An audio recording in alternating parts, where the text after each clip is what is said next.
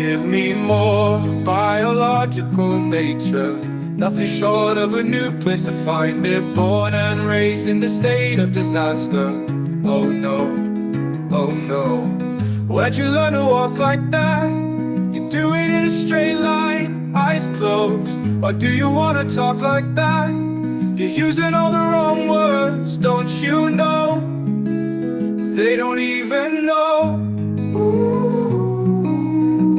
oh no, oh no. Ooh, oh no, oh no. There's an ache in the ground and I need it. There's a power there, how can you feel it? But when I breathe it in, I believe it. Oh no, oh no. Give me more biological nature. Nothing short of a new place to find it. Born and raised in the state of disaster. Oh no, oh no. Where'd you learn to walk like that? You do it in a straight line, eyes closed. Why do you wanna talk like that? You're using all the wrong words, don't you know? They don't even know. Ooh, oh no, oh no, oh no, oh no. Ooh, oh no, oh no, oh no. There's an ache in the ground and I need it. There's a power there, how can you feel it? But when I breathe it in, I believe it. Oh no, oh no. Give me more biological nature. Nothing short of a new place to find it. Born and raised in the state of disaster. Oh no, oh no. Oh no, oh no, oh no.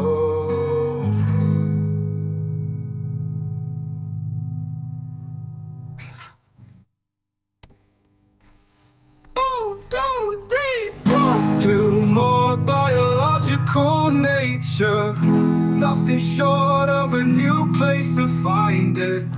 Born and raised in this state of disaster. Oh no, oh no, oh no. Boys, they all think that they're made of gold. Gold and dirt are only one layer below.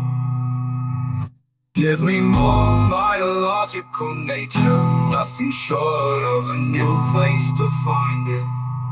Born and raised in this state of disaster. Oh no, oh no, oh no, oh no. An introductory biology course for the J.O.L.A.L.F will explore the fundamental principles governing life, starting with the basic building blocks of all living things, cells. You'll learn about the structures within these cells and how they function to sustain life. The course will then delve into the fascinating world of genetics, explaining how traits are passed down from one generation to the next through DNA and the mechanisms of inheritance. A significant portion will be dedicated to understanding the diversity of life on Earth, exploring different types of organisms and how they are classified. You will also learn about the crucial processes of how living organisms obtain and use energy to grow and function, including concepts like metabolism and photosynthesis. Finally, the course will introduce the interconnectedness of life through the study of ecology, examining how organisms interact with each other and their environment. Throughout the course, the overarching theme of evolution will be woven in, illustrating how life has changed and diversified over vast periods of time. This will provide a solid foundation for further exploration in any area of biology that captures your interest. Time, cost, or safety concerns. Mastering biology, virtual biology labs offer unique learning experiences in microscopy, molecular biology, genetics, ecology, and systematics. Choose from 20 to 30 automatically graded, preset lab activities that are ready to assign to students, or create your own from scratch. Each preset lab provides an assignable. Neil A. Campbell, Campbell Biology. Building upon this foundational understanding, the next section of the introductory biology course will investigate the processes that allow life to continue and adapt. We will explore the intricate mechanisms of reproduction, examining how organisms create new individuals and pass on their genetic information. This will include looking at both asexual and sexual reproduction and the biological significance of each. Furthermore, we will delve deeper into the concept of evolution, studying the evidence that supports it, such as fossils and comparative anatomy, and exploring the driving forces behind evolutionary change, including natural selection and genetic drift. Understanding evolution is crucial as it provides the framework for comprehending the relationships between all living organisms and the incredible biodiversity we observe today. This section will also touch upon the principles of adaptation, examining how organisms develop traits that enhance their survival and reproduction in specific environments. By exploring these topics, you will gain a more comprehensive understanding of the dynamic nature of life and the processes that have shaped the living world over millions of years. Course Syllabus, Introductory Biology Self-Directed, Course Description. This self-directed introductory biology course is designed to provide a comprehensive overview of the fundamental principles of life. It is structured to introduce students to the core concepts of biology, including cell biology, genetics, evolution, and ecology. The course emphasizes the interconnectedness of living organisms and their interactions with the environment. This course is tailored for students with no prior knowledge of biology, allowing them to work at their own pace. Course Objectives. Upon successful completion of this course, students will be able to demonstrate an understanding of the basic principles of biology. Describe the structure and function of cells, the basic units of life. Explain the principles of genetics and heredity. Understand the concept of evolution and the mechanisms by which it occurs. Describe the diversity of life and the classification of organisms. Explain how organisms obtain and use energy. Understand ecological principles and the interactions between organisms and their environment. Apply the scientific method to biological inquiry. Develop critical thinking and problem-solving skills in a biological context. Course Content. The course is divided into 4 main units, which should be studied in the following sequence to build a strong foundation in biology.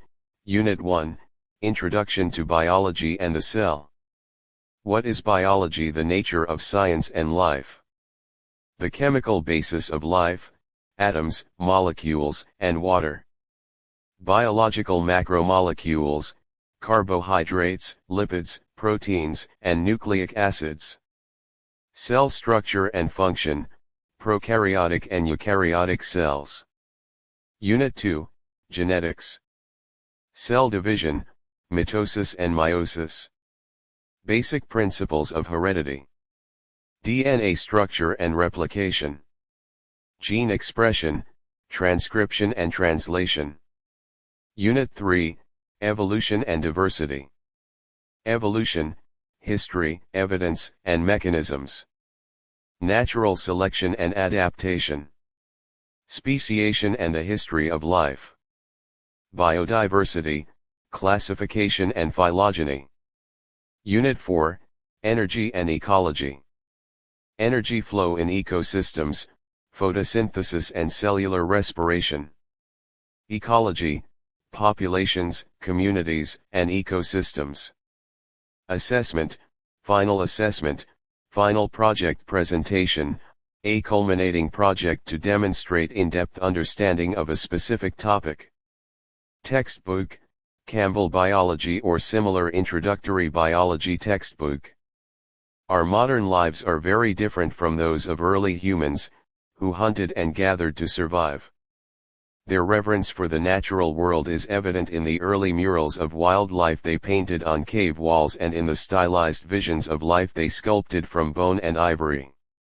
Our lives reflect remnants of our ancestral attachment to nature and the diversity of life, the concept of biophilia that was introduced early in this chapter.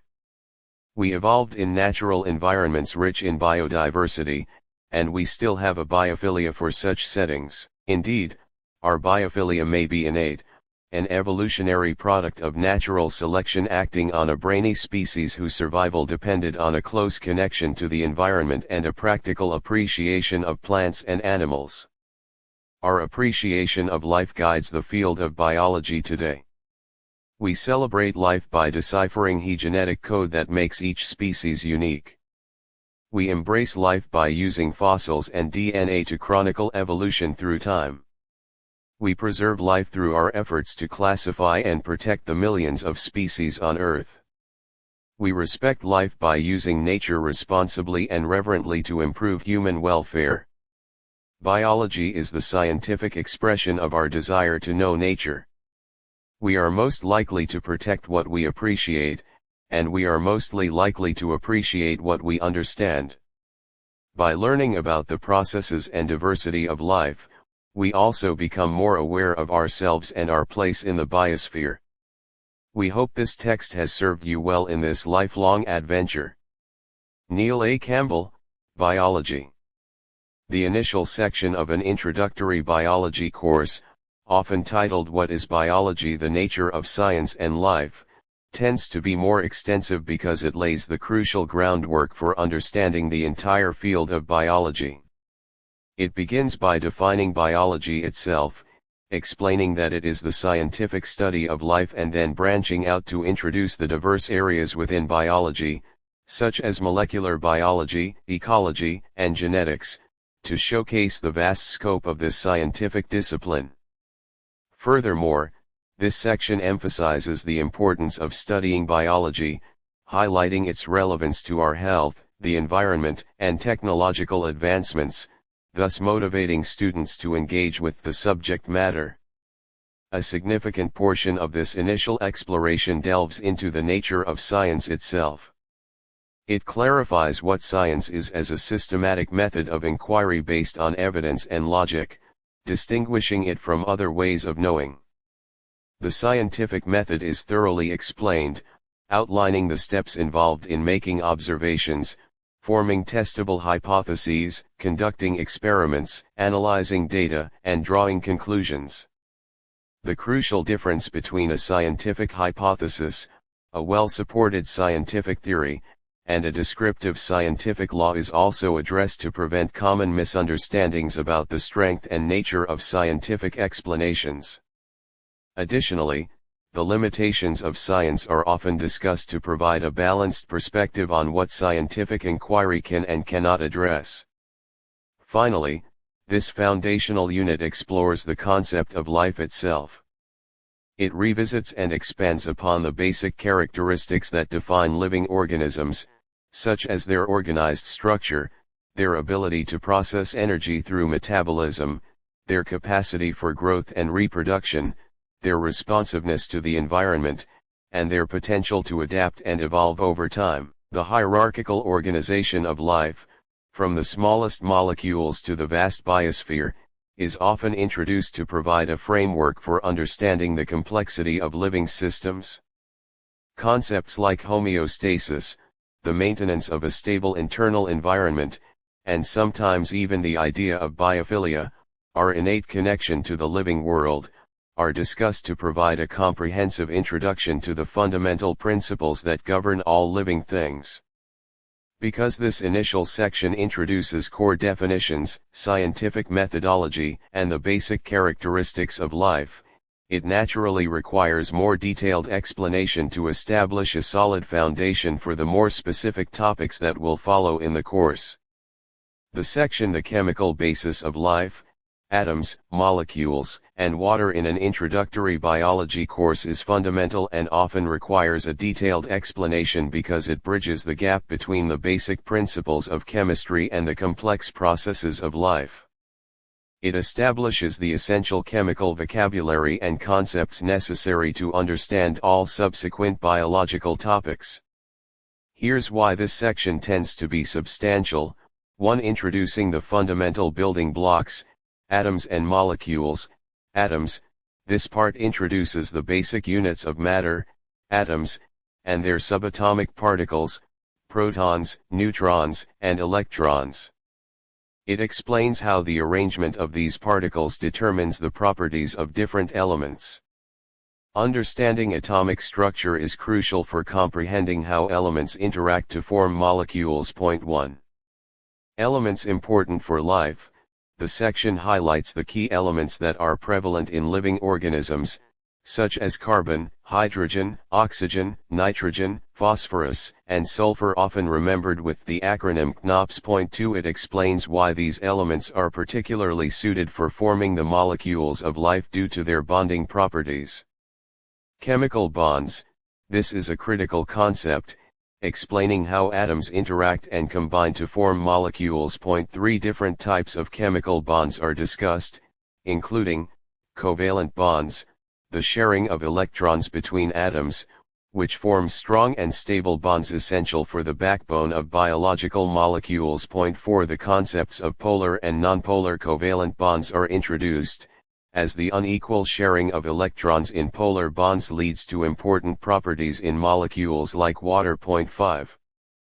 Ionic bonds, the transfer of electrons between atoms, resulting in charged ions that are attracted to each other. Point 6. These bonds are important in biological systems, such as in the formation of salts and the transmission of nerve impulses. Point 7. Hydrogen bonds, weak interactions formed between a hydrogen atom covalently bonded to an electronegative atom like oxygen or nitrogen and another electronegative atom. Point 8. While individually weak, the sheer number of hydrogen bonds plays a significant role in the properties of water and the structure of large biological molecules like DNA and proteins. Point 9. Van der Waals interactions, very weak, temporary attractions between molecules due to temporary fluctuations in electron distribution. Point 10. These interactions contribute to the overall shape and stability of biological molecules. Point 11. Molecules and compounds, the distinction between molecules, two or more atoms held together by chemical bonds, and compounds, molecules containing two or more different elements, is clarified. This sets the stage for understanding the complexity of biological molecules. 2. The unique properties of water and its importance for life. Water as the medium of life. This part emphasizes the critical role of water as the primary solvent in biological systems. Its abundance in living organisms and its unique properties make life as we know it possible. Polarity of water. The bent shape of the water molecule and the difference in electronegativity between oxygen and hydrogen atoms result in a polar molecule with a partial positive charge on the hydrogens and a partial negative charge on the oxygen. Point 12. This polarity is the foundation for many of water's life-supporting properties. Hydrogen bonding in water explained in more detail. The polarity of water allows it to form hydrogen bonds with other water molecules and with other polar or charged substances. Point 13. This extensive hydrogen bonding leads to several crucial properties: cohesion, the attraction between water molecules, leading to surface tension and the ability of water to be pulled upwards in plants' capillary action. Point 14. Adhesion, the attraction between water molecules and other polar surfaces, also contributing to capillary action. Point 15. High specific heat. Water can absorb a large amount of heat without a significant increase in its temperature, helping to stabilize the temperature of organisms and aquatic environments. Point 16. High heat of vaporization. A large amount of energy is required to convert liquid water to gas, providing a cooling mechanism for organisms through sweating and transpiration. Point 17. Expansion upon freezing. Unlike most substances, water becomes less dense when it freezes, causing ice to float. Point 18. This is crucial for aquatic life as it insulates the water below, preventing it from freezing solid. Excellent solvent.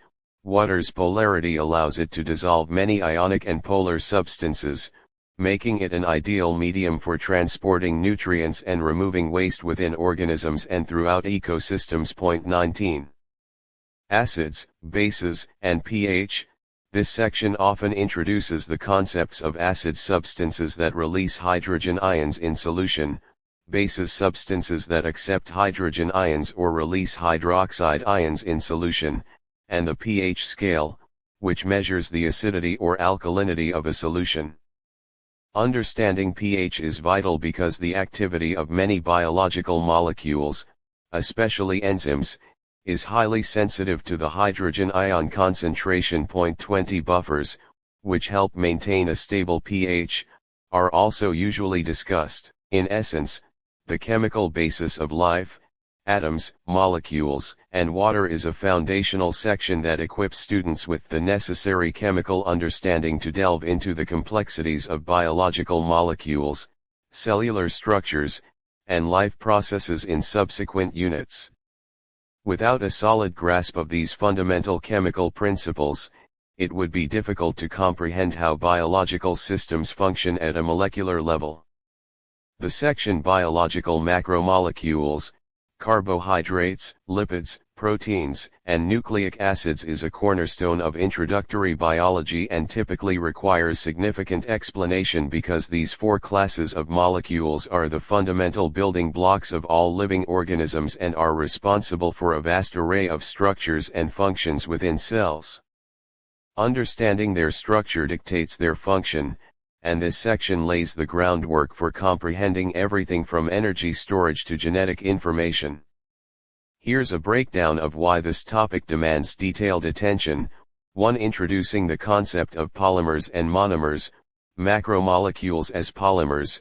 This section introduces the idea that most large biological molecules, macromolecules, are polymers, which are long chains built from repeating subunits called monomers.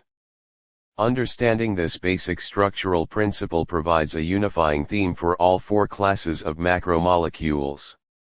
Dehydration, synthesis and hydrolysis, the processes by which monomers are joined together. Dehydration synthesis, where a water molecule is removed and polymers are broken down. Hydrolysis, where a water molecule is added, are fundamental chemical reactions in biological systems and are explained here. 2. Detailed exploration of each class of macromolecule. Carbohydrates, monomers, monosaccharides, simple sugars like glucose, fructose, and galactose are introduced, and their basic chemical structures are often illustrated. Disaccharides, how two monosaccharides are joined together, e.g. sucrose, lactose, maltose, is explained. Polysaccharides, complex carbohydrates formed by many monosaccharides, are discussed, with a focus on their diverse functions. Storage polysaccharides, starch in plants and glycogen in animals, are explained as energy storage molecules, highlighting the different ways they are structured and utilized. Structural polysaccharides, cellulose in plant cell walls and chitin in arthropod exoskeletons and fungal cell walls are discussed, emphasizing the importance of their unique structures for providing rigidity and support. Lipids, diverse structures and functions. It's emphasized that lipids are a diverse group of hydrophobic molecules that don't typically form true polymers. Fats, triglycerides, their structure, glycerol molecule attached to three fatty acids, and their primary function as energy storage are explained. The difference between saturated no double bonds, solid at room temperature, and unsaturated one or more double bonds, liquid at room temperature, one fatty acids is crucial for understanding their properties and health implications. Phospholipids, their unique structure, hydrophilic head and hydrophobic tails, and their critical role in forming cell membranes, lipid bilayer, are detailed. The amphipathic nature of phospholipids is a key concept. Steroids, their characteristic four-ring carbon skeleton is introduced, and important examples like cholesterol, a component of animal cell membranes and a precursor for other steroids and steroid hormones, e.g. estrogen and testosterone, are discussed, highlighting their diverse regulatory functions. Proteins, monomers, amino acids, the basic structure of an amino acid, central carbon, amino group, carboxyl group, hydrogen atom, and a variable R group is explained. the significance of the R group in determining the unique properties of each of the 20 common amino acids is emphasized. Polymers, polypeptides, how amino acids are linked together by peptide bonds to form polypeptide chains is described. Levels of protein structure, this is a critical and often detailed part. Primary structure, the linear sequence of amino acids. Secondary structure, localized, repetitive structures like alpha helices and beta pleated sheets, stabilized by hydrogen bonds between the polypeptide backbone. Tertiary structure, the overall three-dimensional shape of a single polypeptide chain, resulting from interactions between the R groups of amino acids, e.g. hydrogen bonds, ionic bonds, hydrophobic interactions, disulfide bridges. Quaternary structure, the association of two or more polypeptide chain subunits to form a functional protein. Protein function, the vast and diverse functions of proteins are highlighted, including enzymes catalyzing reactions, structural proteins providing support, transport proteins moving substances, motor proteins enabling movement, signaling proteins communication, receptor proteins receiving signals, and defensive proteins immunity. The crucial link between protein structure and function is constantly emphasized. Nucleic acids, monomers, nucleotides, the three parts of a nucleotide: a nitrogenous base, a pentose sugar, and one or more phosphate groups are introduced. The different nitrogenous bases adenine, guanine, cytosine, thymine in DNA, uracil replaces thymine in RNA, and the different sugars deoxyribose in DNA, ribose in RNA are explained. Polymers, polynucleotides, how nucleotides are linked together by phosphodiester bonds to form nucleic acid strands is described. Deoxyribonucleic acid DNA, its double-stranded helical structure, the specific base pairing rules A with T, G with C, and its role as the carrier of genetic information are central concepts. Ribonucleic acid RNA, its single-stranded structure and its various roles in protein synthesis mRNA, tRNA, rRNA, and gene regulation are discussed. 3. Structure-function relationship, throughout the discussion of each macromolecule, the crucial relationship between its specific structure and its resulting function is repeatedly emphasized. Understanding how the arrangement of atoms and the types of bonds within these molecules dictate their properties and roles in living organisms is a fundamental principle of biology. In summary, the section on biological macromolecules is extensive because it introduces the fundamental building blocks of life, explains their intricate structures at various levels, and details their diverse and essential functions within cells and organisms. This knowledge is absolutely critical for understanding all subsequent biological processes, from enzyme activity and cell membrane function to genetic inheritance and energy metabolism. The section Cell Division, Mitosis and Meiosis is a crucial part of an introductory biology course and is typically explained in detail because these two processes are fundamental to the continuity of life. 1. They ensure growth, repair, and reproduction in organisms. 2. Here's why this section requires a thorough explanation. 1. Setting the stage, the cell cycle, introducing the cell cycle. This section often begins by explaining the cell cycle, an ordered sequence of events in the life of a cell, from its origin in the division of a parent cell until its own division into 2.34. The cell cycle is divided into interphase, a period of growth and preparation, and the mitotic M phase, the actual cell division. Interphase, the three phases of interphase G1, S, and G2 are explained, with particular emphasis on the S phase, where DNA replication occurs. 5. Understanding DNA replication is crucial for understanding both mitosis and meiosis. 2. Mitosis, division for growth and repair. Purpose of mitosis.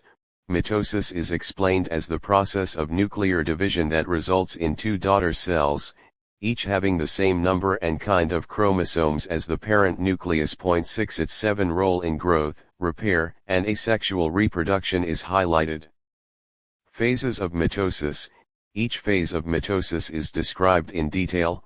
Prophase, chromosomes condense, the mitotic spindle forms, and the nuclear envelope breaks down.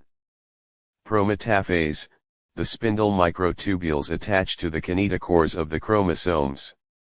Metaphase, the chromosomes align at the metaphase plate.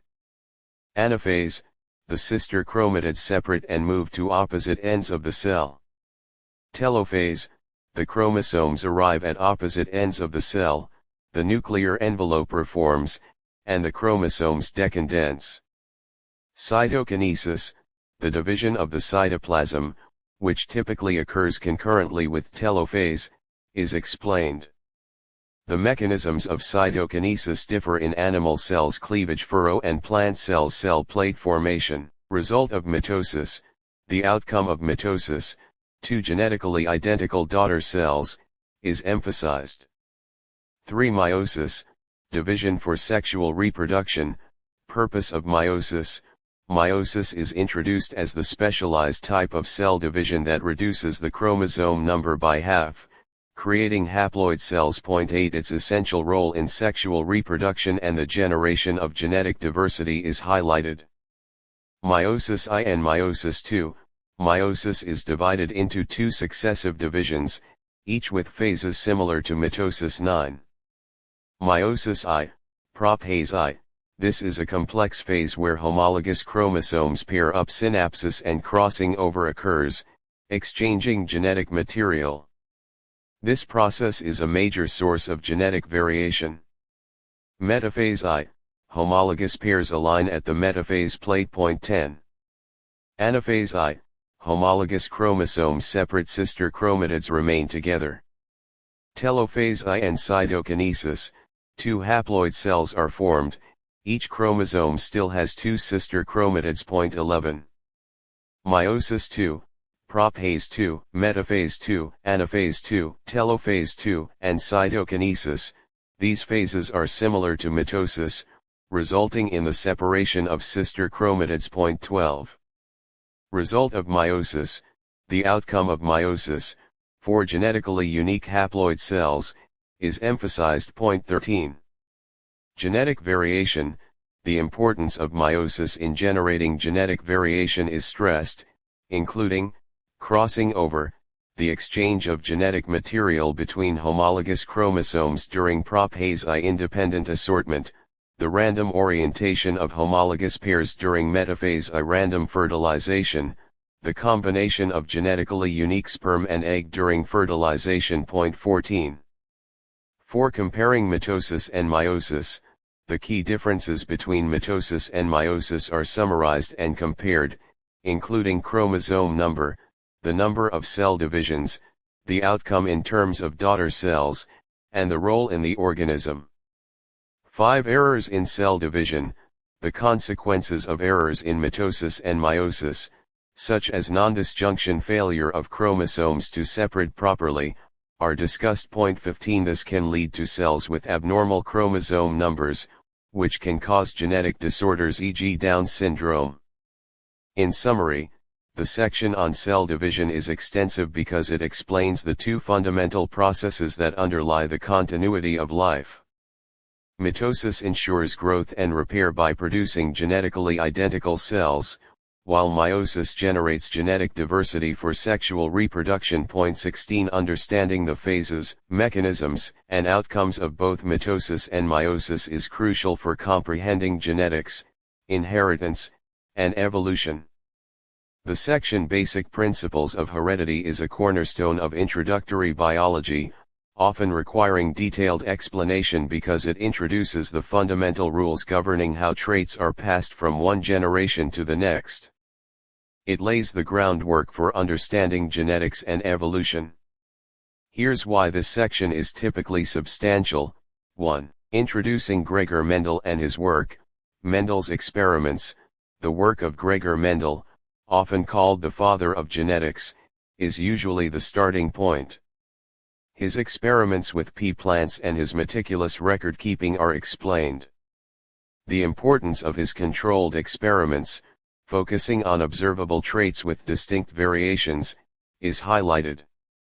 Key terminology: several fundamental terms introduced by Mendel are defined and explained: genes, units of heredity that determine traits.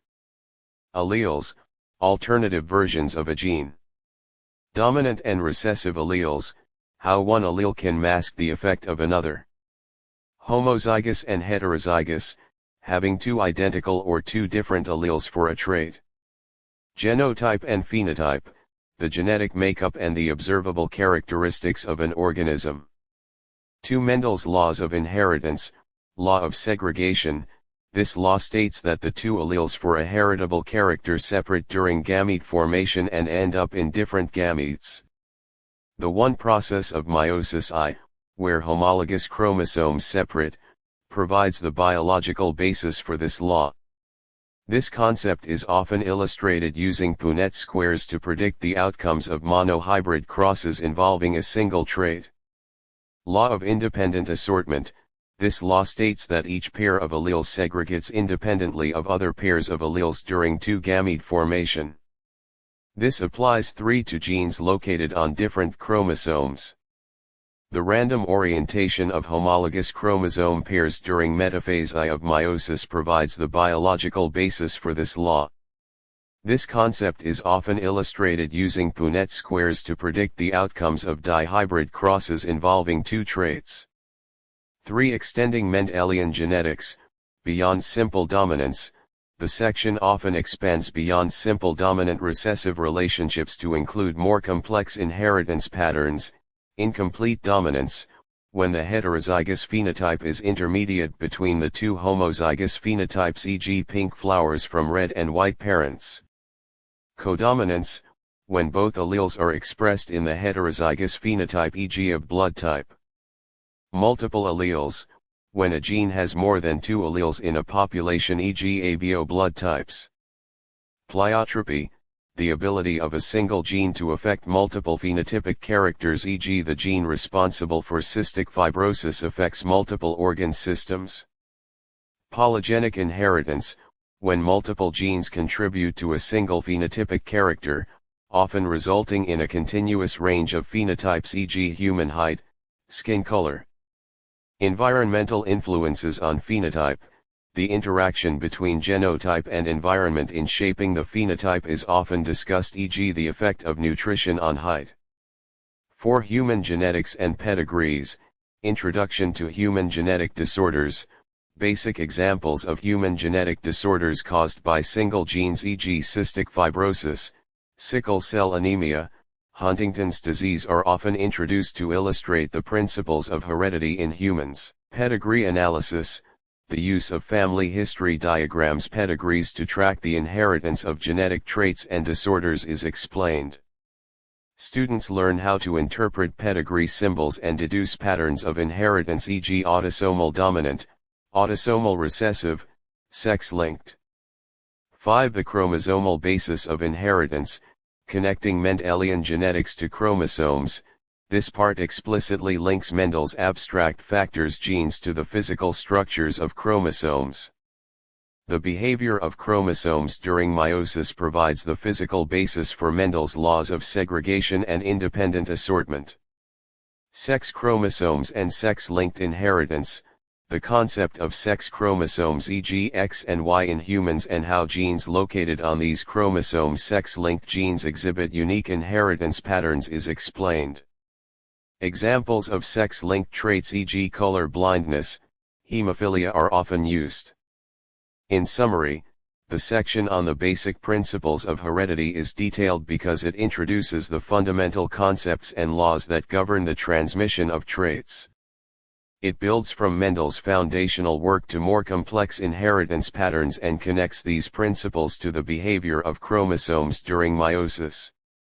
Understanding these basic principles is essential for comprehending more advanced topics in genetics, molecular biology, and evolution. The section DNA structure and replication is a cornerstone of modern biology and requires detailed explanation because DNA is the molecule of heredity, carrying the genetic instructions for the development, functioning, growth, and reproduction of all known organisms and many viruses. 1. Understanding its structure and how it is accurately copied is fundamental to comprehending genetics, molecular biology, and ultimately, life itself. Here's why this section is typically substantial. 1. Unraveling the structure of DNA, historical context. The discovery of DNA's structure by James Watson and Francis Crick with crucial contributions from Rosalind Franklin and Maurice Wilkins is often introduced, highlighting the scientific process and the importance of evidence from various sources. The components of DNA. The three main components of a DNA nucleotide are explained in detail: deoxyribose sugar, the 5-carbon sugar that forms part of the DNA backbone; phosphate group, the negatively charged group that links the sugar molecules in the backbone; nitrogenous bases. The 4 types of nitrogenous bases are introduced: adenine A, guanine G, cytosine C, and thymine T. Their chemical structures and the distinction between purines A and G, double-ring structures, and pyrimidines C and T, single-ring structures are often explained. The DNA double helix. The key features of the DNA molecule are described: sugar-phosphate backbone. The strong covalent bonds linking the sugar and phosphate groups form the structural framework of the DNA strands. Base pairing. The specific hydrogen bonding between complementary bases is crucial. Adenine A always pairs with thymine T via 2 hydrogen bonds, and guanine G always pairs with cytosine C via 3 hydrogen bonds. This complementary base pairing is the key to DNA replication and information storage. Antiparallel strands. The 2 strands of the DNA double helix run in opposite directions, one 5 to 3, the other 3 to 5. This antiparallel arrangement is important for the enzymes involved in DNA replication. Helix shape. The double helix is described as a spiral structure with a consistent diameter and a specific number of base pairs per turn. 2. The process of DNA replication. The semi-conservative model. The mechanism of DNA replication is explained as semi-conservative, meaning that each new DNA molecule consists of one original parent strand and one newly synthesized daughter strand. The experiments that supported this model are often discussed. Key enzymes and proteins involved. A detailed explanation of the major enzymes and proteins that participate in DNA replication is provided. Helicase unwinds the DNA double helix at the replication forks. Single-strand binding proteins stabilize the separated DNA strands to prevent them from repairing.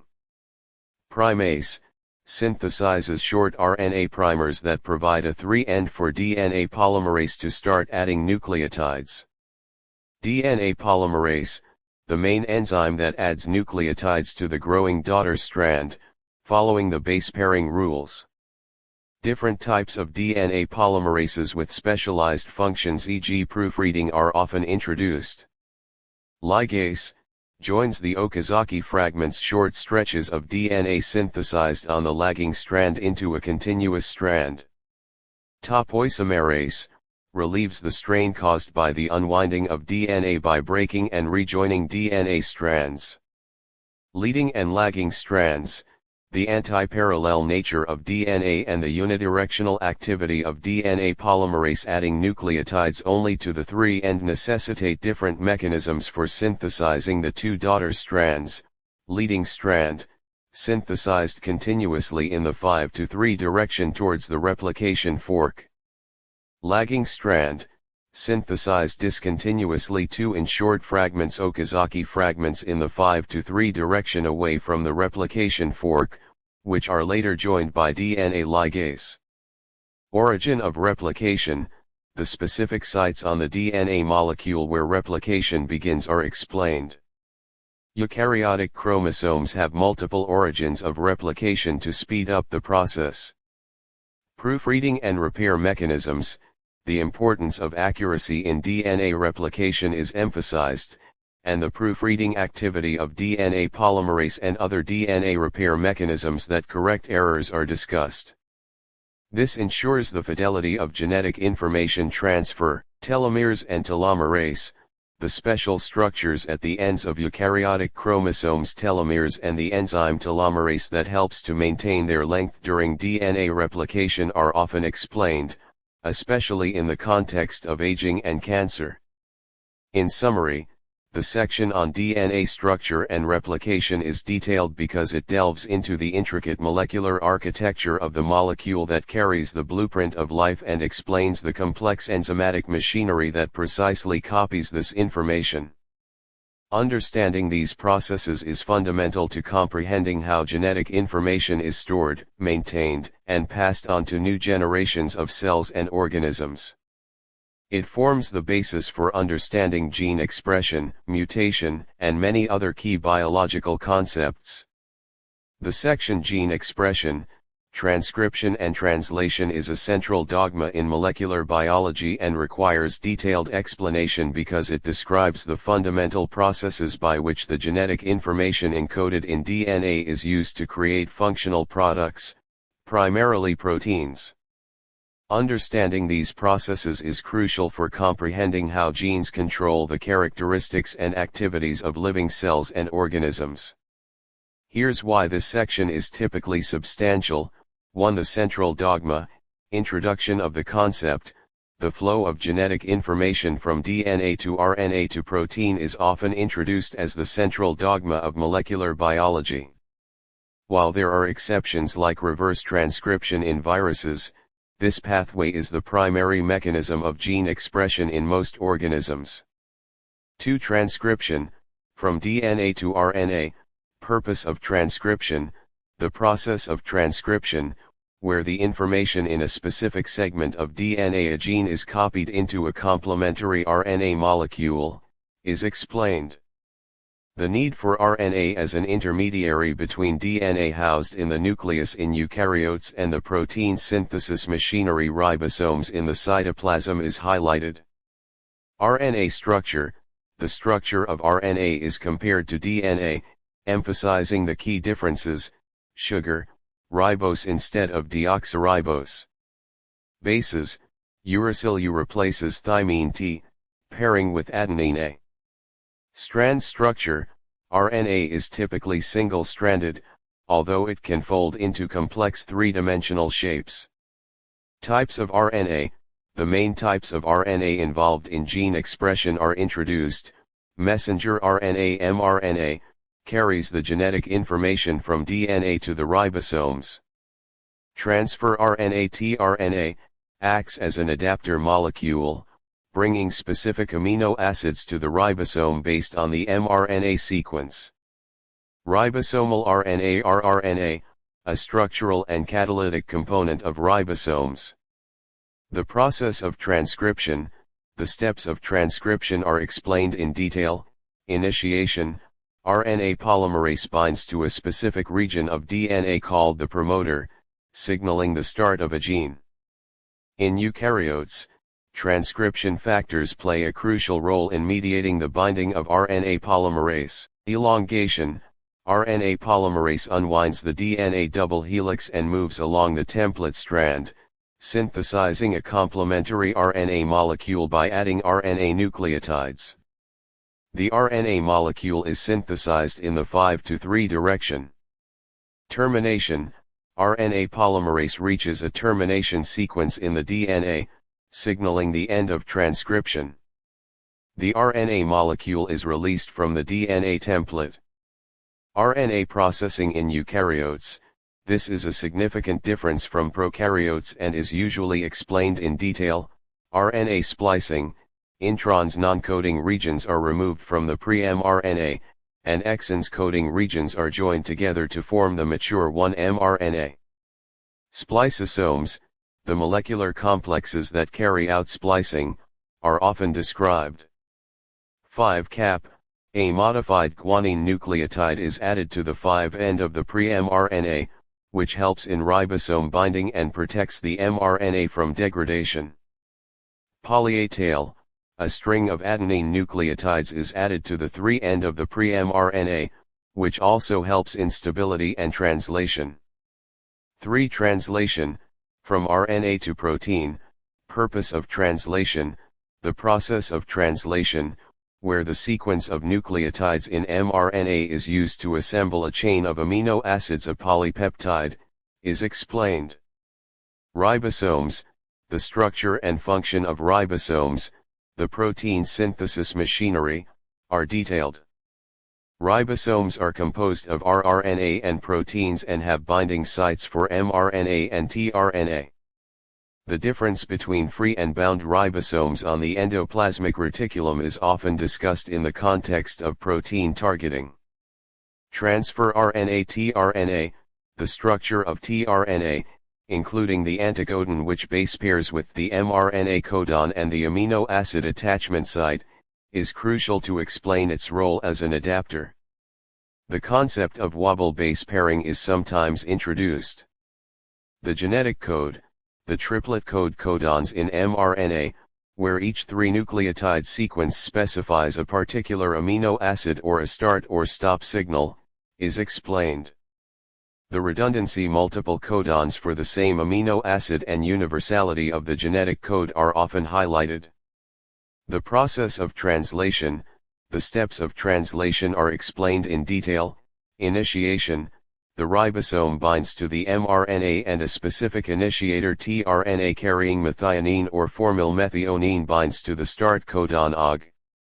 Elongation, the ribosome moves along the mRNA, codon by codon. For each codon, a tRNA with the corresponding anticodon brings the correct amino acid to the ribosome. Peptide bonds are formed between the amino acids, elongating the polypeptide chain. Termination, the ribosome reaches a stop codon UAA, UAG, or UGA in the mRNA. Release factors bind to the stop codon, causing the release of the polypeptide chain and the dissociation of the ribosome. Protein folding and modification, the section often touches upon the fact that the newly synthesized polypeptide chain must fold into its specific 3-dimensional structure to become a functional protein. The role of chaperonins, helper proteins, and post-translational modifications, e.g. glycosylation, phosphorylation, are sometimes briefly introduced. For regulation of gene expression, while not always a primary focus of this specific section, the basic idea that gene expression is regulated, turned on or off, or its rate is controlled is often mentioned as a crucial aspect of cellular function and development. This sets the stage for more detailed discussions of gene regulation in later sections.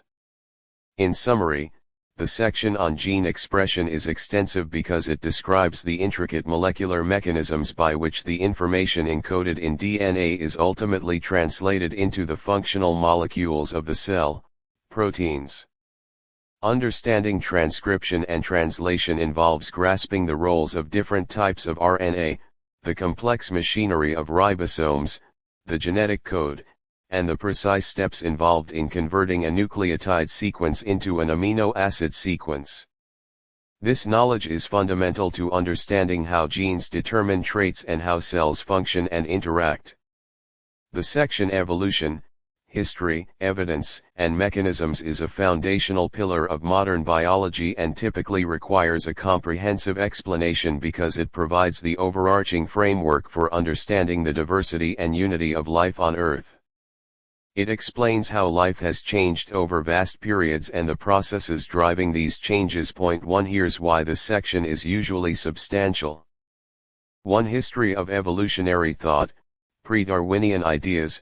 The section often starts by briefly discussing historical perspectives on the origin and diversity of life, including ideas of fixity of species and early concepts of change over time, e.g. Lamarckism. This provides context for Darwin's revolutionary contributions. Charles Darwin and Alfred Russel Wallace, the independent development of the theory of evolution by natural selection by Darwin and Wallace is explained, highlighting their observations during their travels, e.g. Darwin's voyage on the Beagle, Wallace's work in the Malay Archipelago. Point 2. Darwin's key ideas. The core concepts of Darwin's theory are introduced: descent with modification, the idea that present-day species have arisen from ancestral species and have accumulated differences over time. Point 3. Natural selection, the process by which individuals with heritable traits that are better suited to their environment tend to survive and reproduce at higher rates than other individuals. Point 56. 2. Evidence for evolution, fossil record, the sequence of fossils in rock layers, strata, and the evidence of transitional forms that link extinct species to modern ones are presented as strong evidence for evolutionary change. Point 7. Comparative anatomy, similarities in the anatomical structures of different species. Homologous structures that have evolved from a common ancestor are explained, even if these structures have different functions in the modern species, e.g. the forelimbs of mammals. Point 8. Analogous structures, which have similar functions but different evolutionary origins, are also discussed to highlight convergent evolution. Point 9. Comparative embryology, similarities in the embryonic development of different vertebrate species are presented as evidence of common ancestry. Point 10. Molecular biology, similarities in DNA, RNA, and protein sequences between different species provide powerful evidence of evolutionary relationships. Point 11. The degree of similarity often reflects the degree of relatedness. The concept of molecular clocks is sometimes introduced. Biogeography, the geographic distribution of species and the presence of endemic species found nowhere else on islands and continents are explained in the context of evolutionary history and geographic isolation. Point 12. Direct observation, examples of evolutionary change that have been directly observed, such as the evolution of antibiotic resistance in bacteria and pesticide resistance in insects, are presented as compelling evidence for ongoing evolution. Point 13.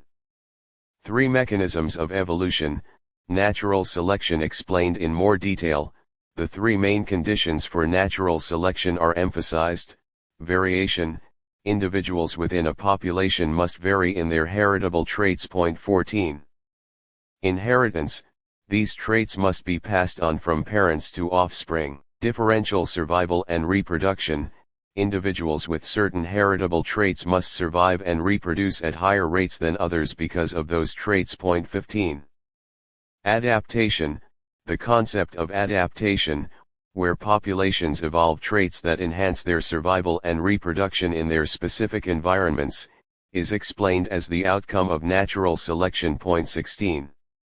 Genetic drift, the role of chance events in altering allele frequencies in small populations is discussed.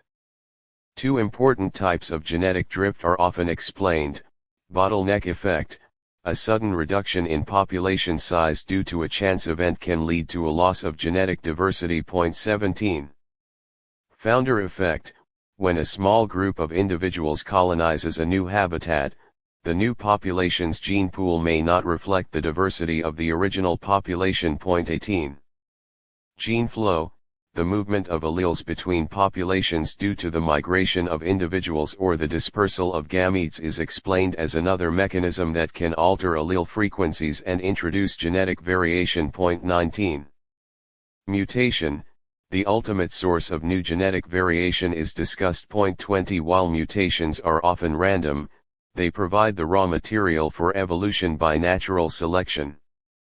Different types of mutations, e.g. point mutations, chromosomal mutations, may be introduced. Sexual selection, a form of natural selection in which individuals with certain inherited characteristics are more likely than other individuals to obtain mates. Point 21. This can lead to the evolution of elaborate traits that may not be directly beneficial for survival. Point 22. For microevolution and macroevolution, microevolution, changes in allele frequencies within a population over time are defined and linked to the mechanisms of evolution discussed earlier. Point 23. Macroevolution, broad patterns of evolutionary change above the species level, including the origin of new groups of organisms and major 24 extinction events, are introduced. Concepts like speciation, the process by which new species arise, are often touched upon here and explored in more detail in subsequent sections. In summary, the section on evolution is extensive because it presents the historical development of evolutionary thought, provides a wealth of evidence supporting the theory of evolution, and explains the various mechanisms that drive evolutionary change. Point 25. Understanding evolution is crucial because it is the unifying principle of biology, explaining the relationships between all living organisms and the incredible diversity of life we observe. Point 26. The section Natural Selection and Adaptation builds directly upon the foundational concepts of evolution and typically requires a detailed explanation because it delves into the core mechanism driving evolutionary change and its primary outcome, the development of traits that enhance survival and reproduction. Here's why this section is usually substantial. 1. Reinforcing the principles of natural selection, elaborating on the three conditions. This section often revisits and elaborates on the three key conditions necessary for natural selection to occur: variation, emphasizing that individuals within a population exhibit heritable differences in their traits. Point 1. The sources of this variation, e.g. mutation, sexual reproduction, may be briefly reviewed. Inheritance, stressing that these variable traits are passed down from parents to offspring, providing the raw material for selection. Point 2. Differential survival and reproduction, clearly explaining that individuals with certain heritable traits survive and reproduce at higher rates than others in a specific environment. Point 3. This differential success is the selection part of natural selection. Point 4. Fitness, the concept of evolutionary fitness is introduced and explained. Fitness is not just about survival, it's about the ability of an organism to survive and, more importantly, reproduce and pass on its genes to the next generation. Point 5. Relative fitness compared to other individuals in the population is often emphasized. Point 6. The selective pressures. This section discusses the environmental factors that can influence which traits are advantageous. These selective pressures can be biotic, e.g. predators, competitors, pathogens, or abiotic, e.g. temperature, water availability, sunlight. Point 7. The same trait can be advantageous in one environment but disadvantageous in another. Point 8. 2. Understanding adaptation, defining adaptation. Adaptation is explained as a heritable characteristic that enhances an organism's survival and reproduction in a specific environment. Point 9. It's crucial to emphasize that adaptations arise through natural selection acting over many generations. Point 10. The process of adaptation. This section clarifies that organisms don't consciously adapt.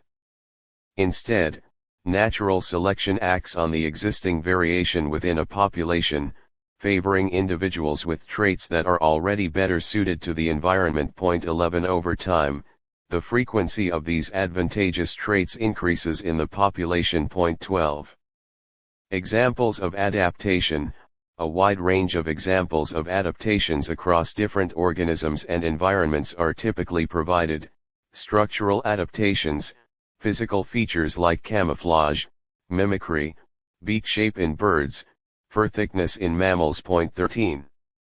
Physiological adaptations, internal processes like venom production in snakes, water conservation mechanisms in desert plants, temperature regulation in animals. Behavioral adaptations, actions that enhance survival and reproduction, such as migration patterns, foraging strategies, mating rituals. The imperfection of adaptation. It's important to discuss that adaptations are not always perfect solutions. There are constraints on evolution, such as historical baggage. Evolution builds upon existing structures, compromises a trait that is advantageous for one function may be disadvantageous for another, and the fact that natural selection can only act on existing variation. Point 14. Misconceptions about adaptation. Common misunderstandings about adaptation are often addressed.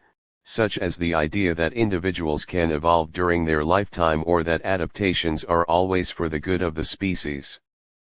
3 types of natural selection. Directional selection favors individuals at one extreme end of the phenotypic range, causing a shift in the population's trait distribution over time, e.g. the evolution of longer necks in giraffes. 15. Disruptive selection favors individuals at both extreme ends of the phenotypic range over those with intermediate phenotypes, potentially leading to the evolution of 2 or more distinct forms, e.g. beak size in finches specializing on different seed types. 16. Stabilizing selection favors individuals with intermediate phenotypes over those at the extremes, reducing variation and maintaining the status quo for a particular trait, e.g. birth weight in humans. 17. Sexual selection revisited. This is often discussed in more detail in the context of adaptation, focusing on how traits that enhance mating success even if they might be detrimental to survival can evolve through mate choice and competition. Examples include elaborate plumage in birds or antlers in deer. 18. For the interplay between natural selection and genetic variation, this section emphasizes that genetic variation is the raw material upon which natural selection acts. 19. Without variation, there can be no differential survival and reproduction based on heritable traits, and thus no evolution by natural selection. 20. The sources of genetic variation: mutation, gene flow, sexual reproduction are often briefly revisited in this context. In summary, the section on natural selection and adaptation is detailed because it explains the core mechanism of evolutionary change and its direct consequence, the development of traits that enhance an organism's fitness in its environment. It delves into the nuances of how selection operates, the different forms it can take, and the nature and limitations of adaptation. Understanding this section is crucial for grasping how life on Earth has become so diverse and how organisms are so often remarkably well suited to their specific niches. The section Speciation and the History of Life is a pivotal part of an introductory biology course, often requiring detailed explanation because it addresses the processes by which new species arise. Speciation and how the vast diversity of life has unfolded over Earth's history. It connects the mechanisms of microevolution to the grand scale of macroevolution. Here's why this section is typically substantial. 1. Defining species and the concept of speciation. Defining a species.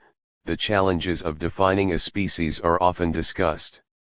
While the biological species concept, a group of populations whose members have the potential to interbreed in nature and produce viable, fertile offspring, one is often introduced. Its limitations, e.g. for asexual organisms, fossils, are also acknowledged, leading to a discussion of other species concepts, e.g. morphological, ecological, phylogenetic. The process of speciation. Speciation, the evolutionary process by which new biological species arise, is the central theme.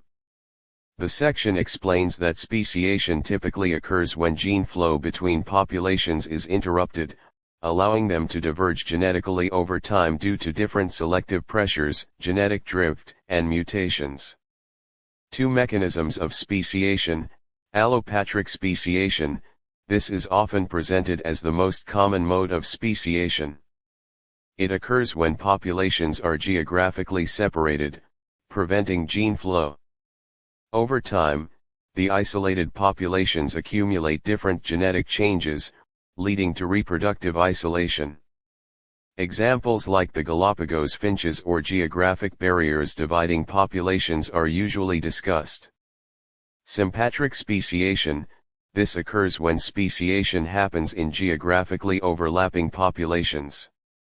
Mechanisms that can lead to sympatric speciation are explained. Polyploidy, a condition where an organism has more than 2 sets of chromosomes. This can lead to reproductive isolation between polyploid and diploid individuals, particularly common in plants. Habitat differentiation. populations in the same geographic area may specialize in different habitats or resources, leading to reduced gene flow and eventual reproductive isolation. Sexual selection, divergent mate preferences within a population can lead to reproductive isolation and speciation. Reproductive isolation, the various types of reproductive barriers that can prevent gene flow between populations are explained. Prezygotic barriers, these occur before the formation of a zygote fertilized egg. Habitat isolation, species live in different habitats within the same area. Temporal isolation, species breed during different times of day or year. Behavioral isolation, different courtship rituals or mate recognition signals. Mechanical isolation, morphological differences prevent mating. Gametic isolation, sperm and egg are incompatible. Post-zygotic barriers, these occur after the formation of a hybrid zygote. Reduced hybrid viability, hybrid offspring do not survive or are less likely to survive. Reduced hybrid fertility, hybrid offspring are sterile. Hybrid breakdown, first-generation hybrids are fertile, but subsequent generations lose fertility. 3 patterns in the history of life, the geological time scale, an overview of the major eons, eras, and periods in Earth's history is often provided, highlighting the vast time scale over which life has evolved. Key events in the history of life are placed within this framework.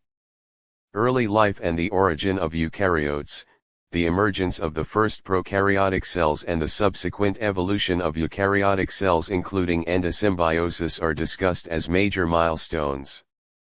The Cambrian explosion, this period of rapid diversification of many animal phyla is often highlighted as a significant event in the history of life. Mass extinctions, the occurrence of several mass extinction events throughout Earth's history and their impact on the diversity of life are explained. These events often create opportunities for the diversification of surviving lineages. Adaptive radiations, periods of rapid evolutionary change in which many new species originate, often following a mass extinction or the colonization of a new environment, are discussed. Examples like the diversification of mammals after the dinosaur extinction or the radiation of Darwin's finches are common. Plate tectonics and continental drift, the role of geological processes in shaping the distribution of life and driving evolutionary change is often mentioned. Phylogeny and systematics, the study of evolutionary relationships between organisms. Phylogeny and the science of classifying organisms. Systematics are introduced as tools for understanding the history of life. Phylogenetic trees. Cladograms are often used to visually represent these relationships.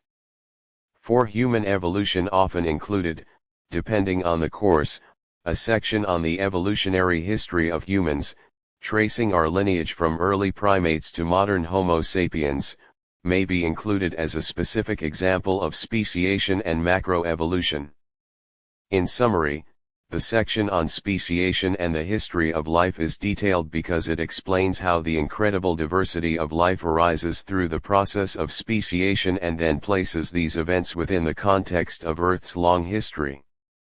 It connects the small-scale changes within populations to the large-scale patterns of evolution observed in the fossil record and the relationships between living organisms.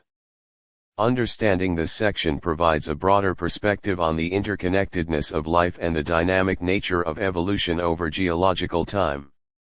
The section Biodiversity, Classification and Phylogeny is an essential part of understanding the vast array of life on Earth and how it's organized.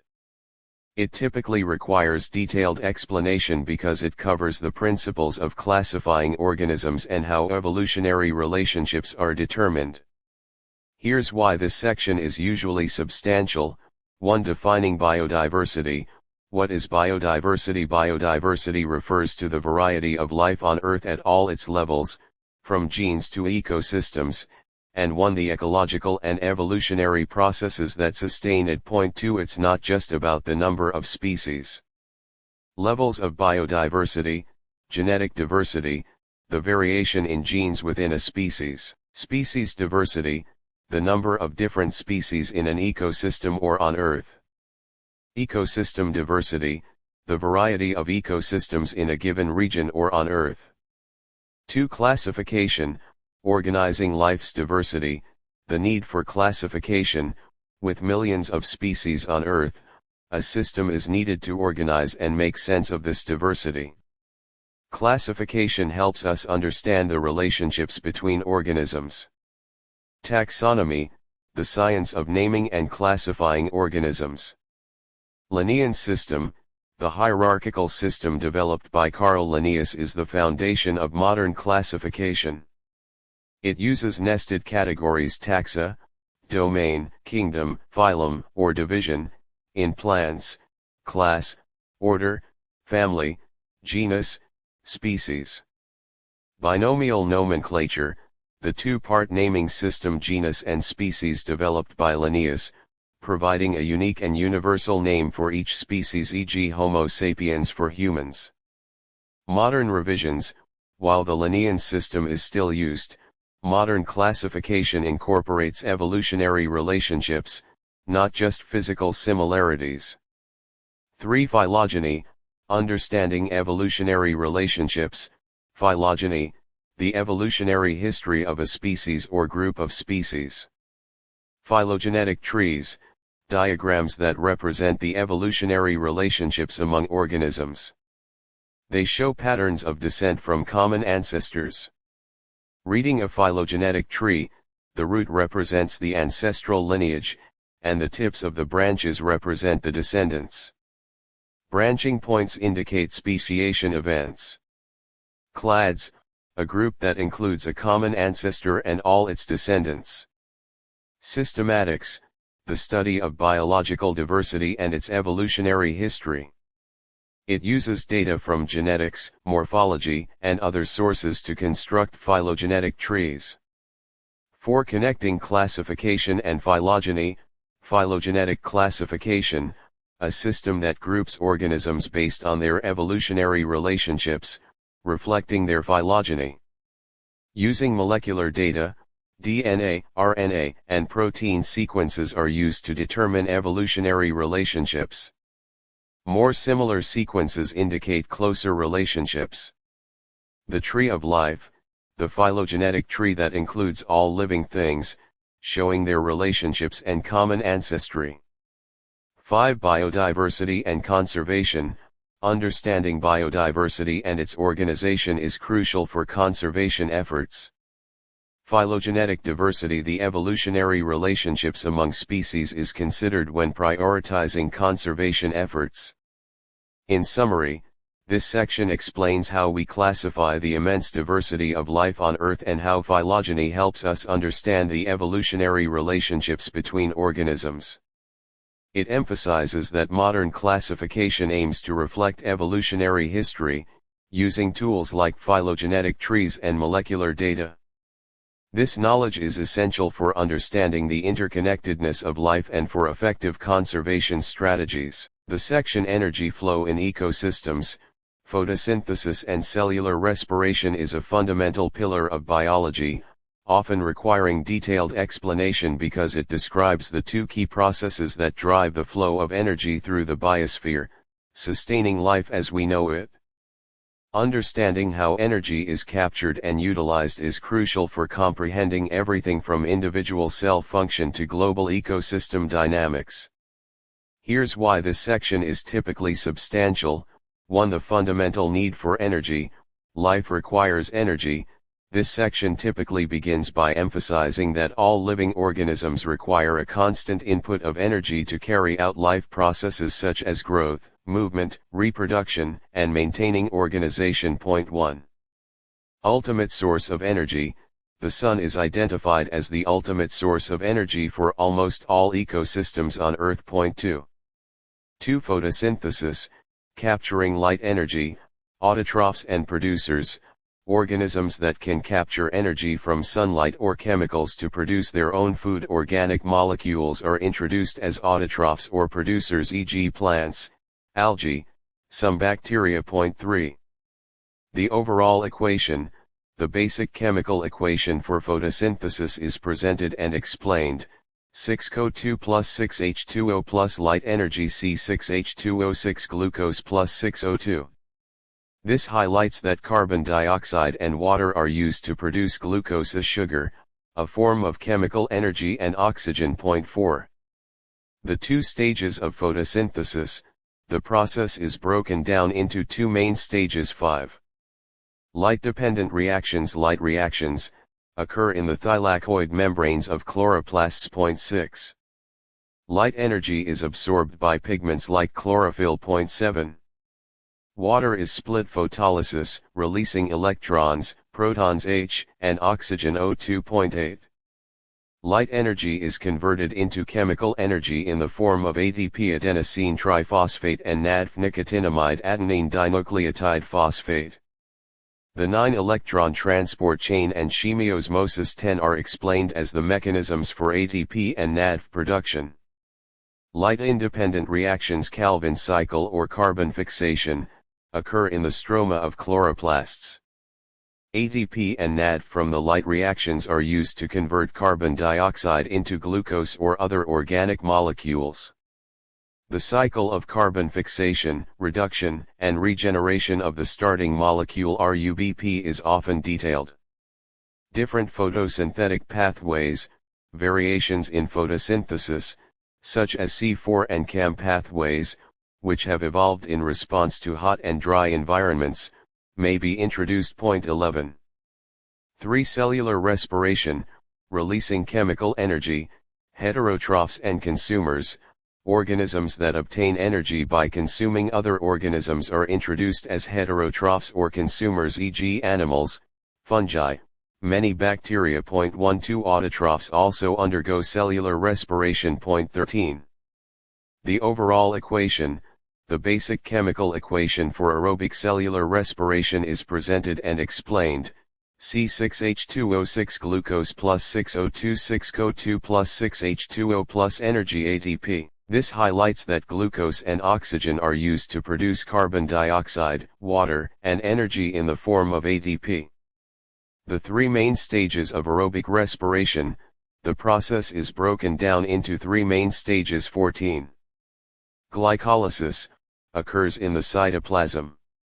Glucose is broken down into two molecules of pyruvate, producing a small amount of ADP and NADH nicotinamide adenine dinucleotide. The steps of glycolysis and the net energy yield are often detailed. Citric acid cycle, Krebs cycle, occurs in the mitochondrial matrix in eukaryotes. Pyruvate is converted to acetyl-CoA, which enters the cycle. A series of reactions oxidizes acetyl-CoA, releasing carbon dioxide and generating ADP, NADH, and FADH2 flavin adenine dinucleotide. The key steps and products of the cycle are often outlined. Oxidative phosphorylation occurs in the inner mitochondrial membrane in eukaryotes. Electrons from NADH and FADH2 are passed along an electron transport chain, releasing energy. Point 15. This energy is used to pump protons H across the inner mitochondrial membrane, creating an electrochemical gradient. Chemiosmosis, the flow of protons back down their concentration gradient through ADP synthase, drives the synthesis of a large amount of ADP. Point 16. The role of oxygen as the final electron acceptor is emphasized. Anaerobic respiration and fermentation, the processes that allow some organisms to produce ADP without oxygen, are explained, including different types of fermentation, e.g. lactic acid fermentation, alcoholic fermentation. The energy yield of anaerobic respiration is compared to aerobic respiration. For energy flow in ecosystems, producers, consumers, and decomposers, the roles of different trophic levels in an ecosystem are explained in the context of energy flow. Producers capture energy, consumers obtain energy by eating other organisms, and decomposers break down dead organic matter. Food chains and food webs, How energy flows through an ecosystem via feeding relationships is illustrated using food chains, linear sequences, and food webs, interconnected food chains. Energy pyramids. The concept that energy is lost at each trophic level due to metabolic heat, waste, and incomplete consumption is explained using energy pyramids, illustrating why there are fewer organisms at higher trophic levels. 17 The 10% rule of energy transfer is often discussed. Nutrient cycling. While the focus is on energy flow, the interconnectedness with nutrient cycling, e.g. carbon cycle, oxygen cycle, is often briefly mentioned, as these processes are linked to photosynthesis and respiration. In summary, this section is detailed because it explains the fundamental processes of energy capture, photosynthesis, and energy release, cellular respiration at the cellular level, and then scales up to show how this energy flows through entire ecosystems. Understanding these processes is essential for comprehending how life is sustained, the interactions between different organisms, and the overall functioning of the biosphere. The section Ecology, Populations, Communities, and Ecosystems is a crucial part of introductory biology, often requiring detailed explanation because it shifts the focus from individual organisms and cells to the interactions between organisms and their environment at different levels of biological organization. Understanding these ecological principles is essential for comprehending the distribution and abundance of species, the functioning of natural systems, and the impact of human activities on the biosphere. Here's why this section is typically substantial. 1. Introduction to ecology. Defining ecology. Ecology is introduced as the scientific study of the interactions between organisms and their environment. This includes both biotic living and abiotic non-living components. Levels of ecological study. The hierarchical organization of ecological study is explained. Organismal ecology focuses on how an individual organism's structure, physiology, and behavior meet the challenges posed by its environment. Population ecology examines factors that affect population size, density, distribution, and dynamics over time.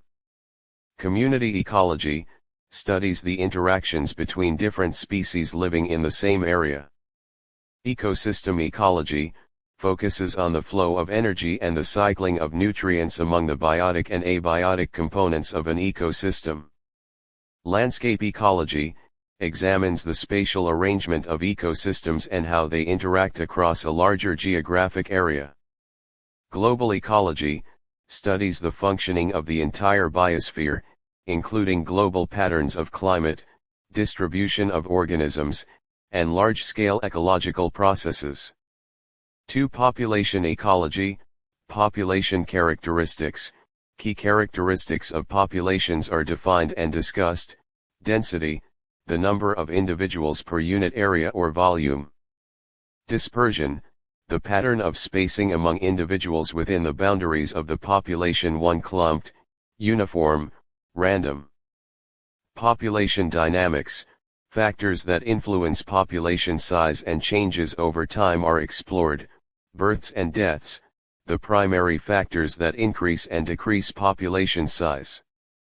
Immigration and emigration, the movement of individuals into and out of a population. Population growth models, mathematical models used to describe population growth are introduced. Exponential growth, population increase under idealized conditions with unlimited resources. J-shaped curve. Logistic growth, population growth that levels off as it approaches the carrying capacity of the environment. S-shaped curve. Carrying capacity K, the maximum population size that a particular environment can sustain given the available resources. Factors limiting population growth, density-dependent factors e.g., competition, predation, disease, waste accumulation, and density-independent factors e.g. natural disasters, climate that regulate population size are discussed. Life history strategies, the traits that affect an organism's schedule of reproduction and survival e.g. age at first reproduction, frequency of reproduction, number of offspring are examined. Different life history strategies, e.g. R-selected versus K-selected species, are often compared. 3. Community ecology, community structure. The characteristics of a community, such as species richness, number of species, and relative abundance of different species, are discussed. Interspecific interactions, the various ways in which different species in a community interact are explained. Competition, species compete for limited resources. Predation plus, one species the predator kills and eats another the prey. Adaptations of both predators and prey are often discussed. Herbivory plus, an animal herbivore eats parts of a plant or alga. Plant defenses against herbivory are often examined. Parasitism plus, one organism the parasite benefits by living on or in another the host, which is harmed. Mutualism plus, both interacting species benefit. Commensalism plus 0, one species benefits, and the other is neither harmed nor helped.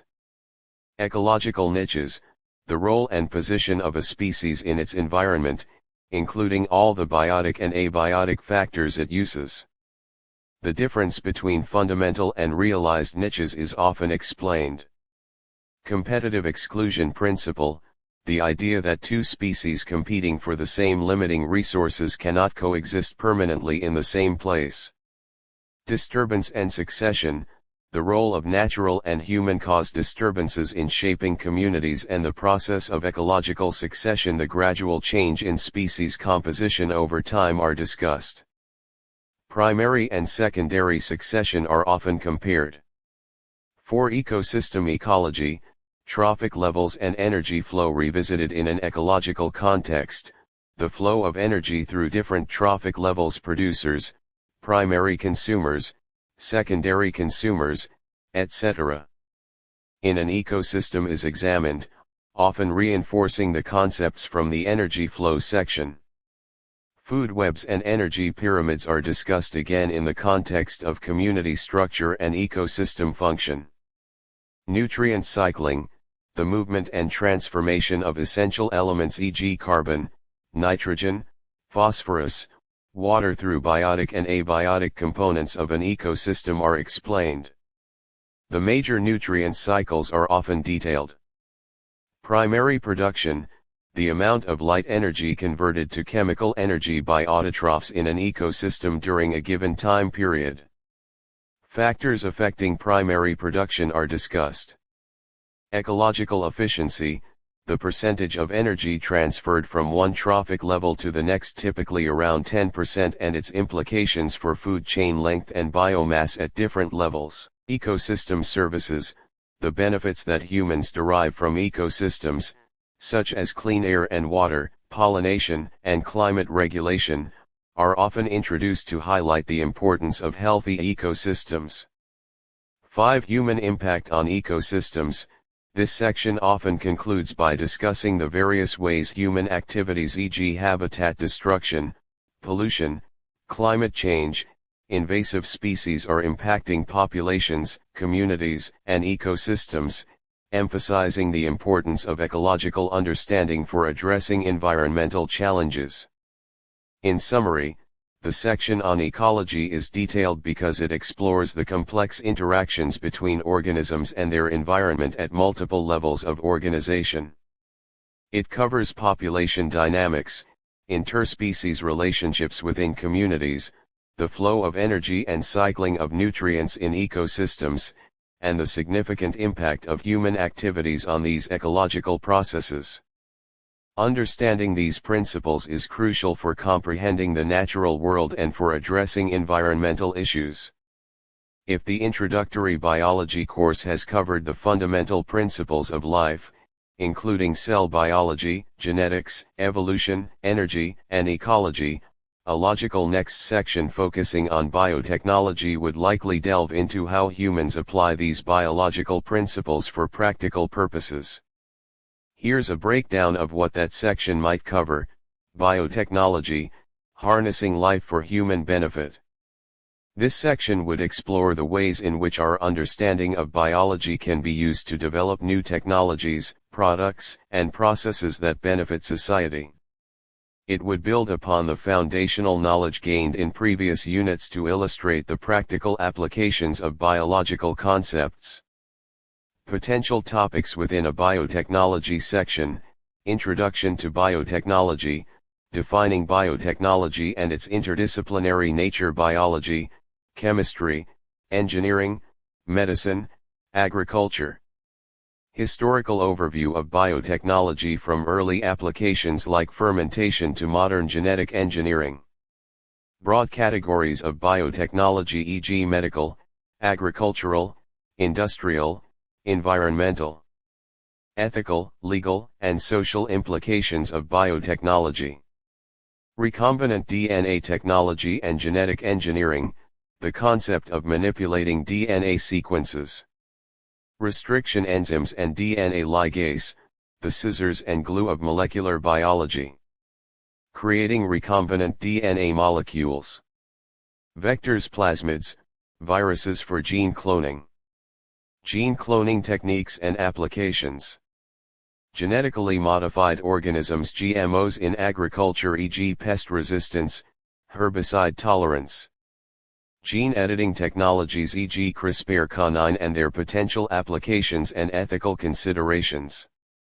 Applications in medicine and healthcare, production of therapeutic proteins, e.g. insulin, growth hormone using recombinant DNA technology. Development of vaccines and monoclonal antibodies. Gene therapy, principles and challenges of treating genetic disorders. Diagnostics, using molecular techniques for disease detection, e.g. PCR-based tests. Pharmacogenomics, tailoring drug treatments based on an individual's genetic makeup. Applications in agriculture, development of genetically modified crops with enhanced traits, e.g. increased yield, nutritional content. Marker-assisted selection in plant and animal breeding.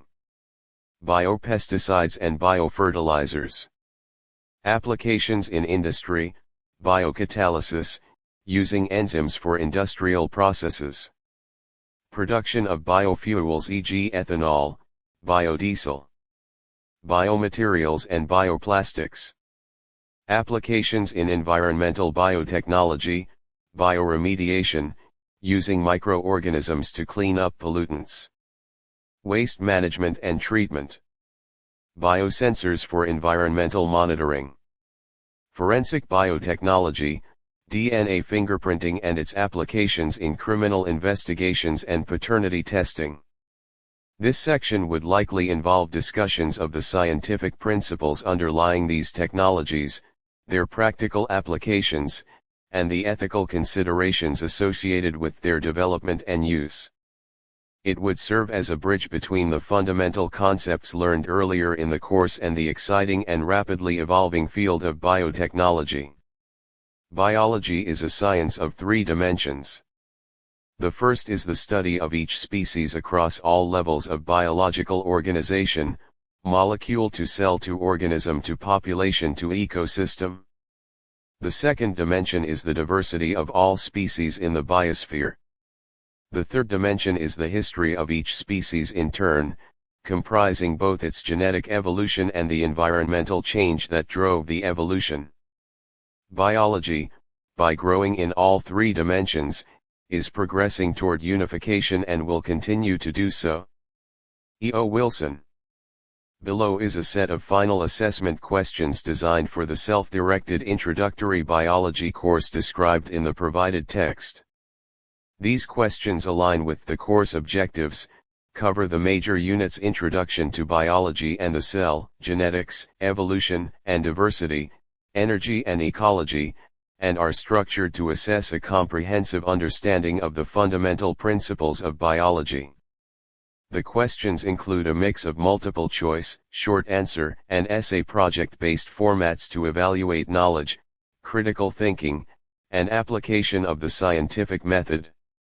The assessment also incorporates the overarching theme of evolution and the interconnectedness of life, as emphasized in the course description. Final assessment: Introductory Biology Self-Directed. Instructions: This final assessment is designed to evaluate your understanding of the core concepts covered in the introductory biology course. The assessment includes 3 sections: multiple choice questions, short answer questions, and a final project presentation. Answer all questions to the best of your ability, ensuring clarity and accuracy. For the final project, follow the guidelines provided to demonstrate in-depth understanding of a specific biological topic.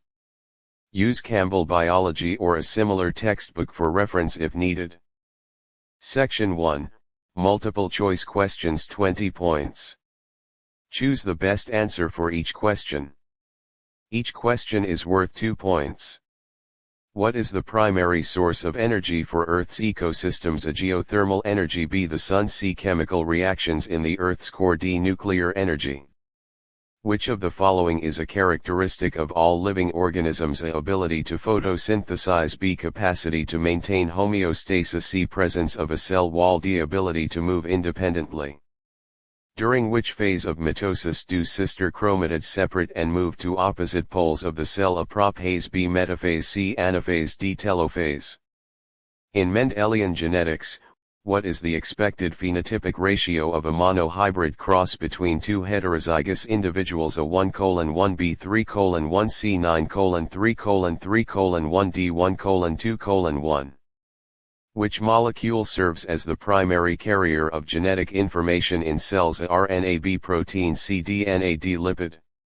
What is the primary role of the Calvin cycle in photosynthesis? A, to split water molecules and produce oxygen. B, to convert carbon dioxide into glucose. C, to generate ATP and NADP. D, to absorb light energy. Which of the following is an example of a post-zygotic reproductive barrier? A, temporal isolation. B, reduced hybrid fertility. C, behavioral isolation. D, habitat isolation.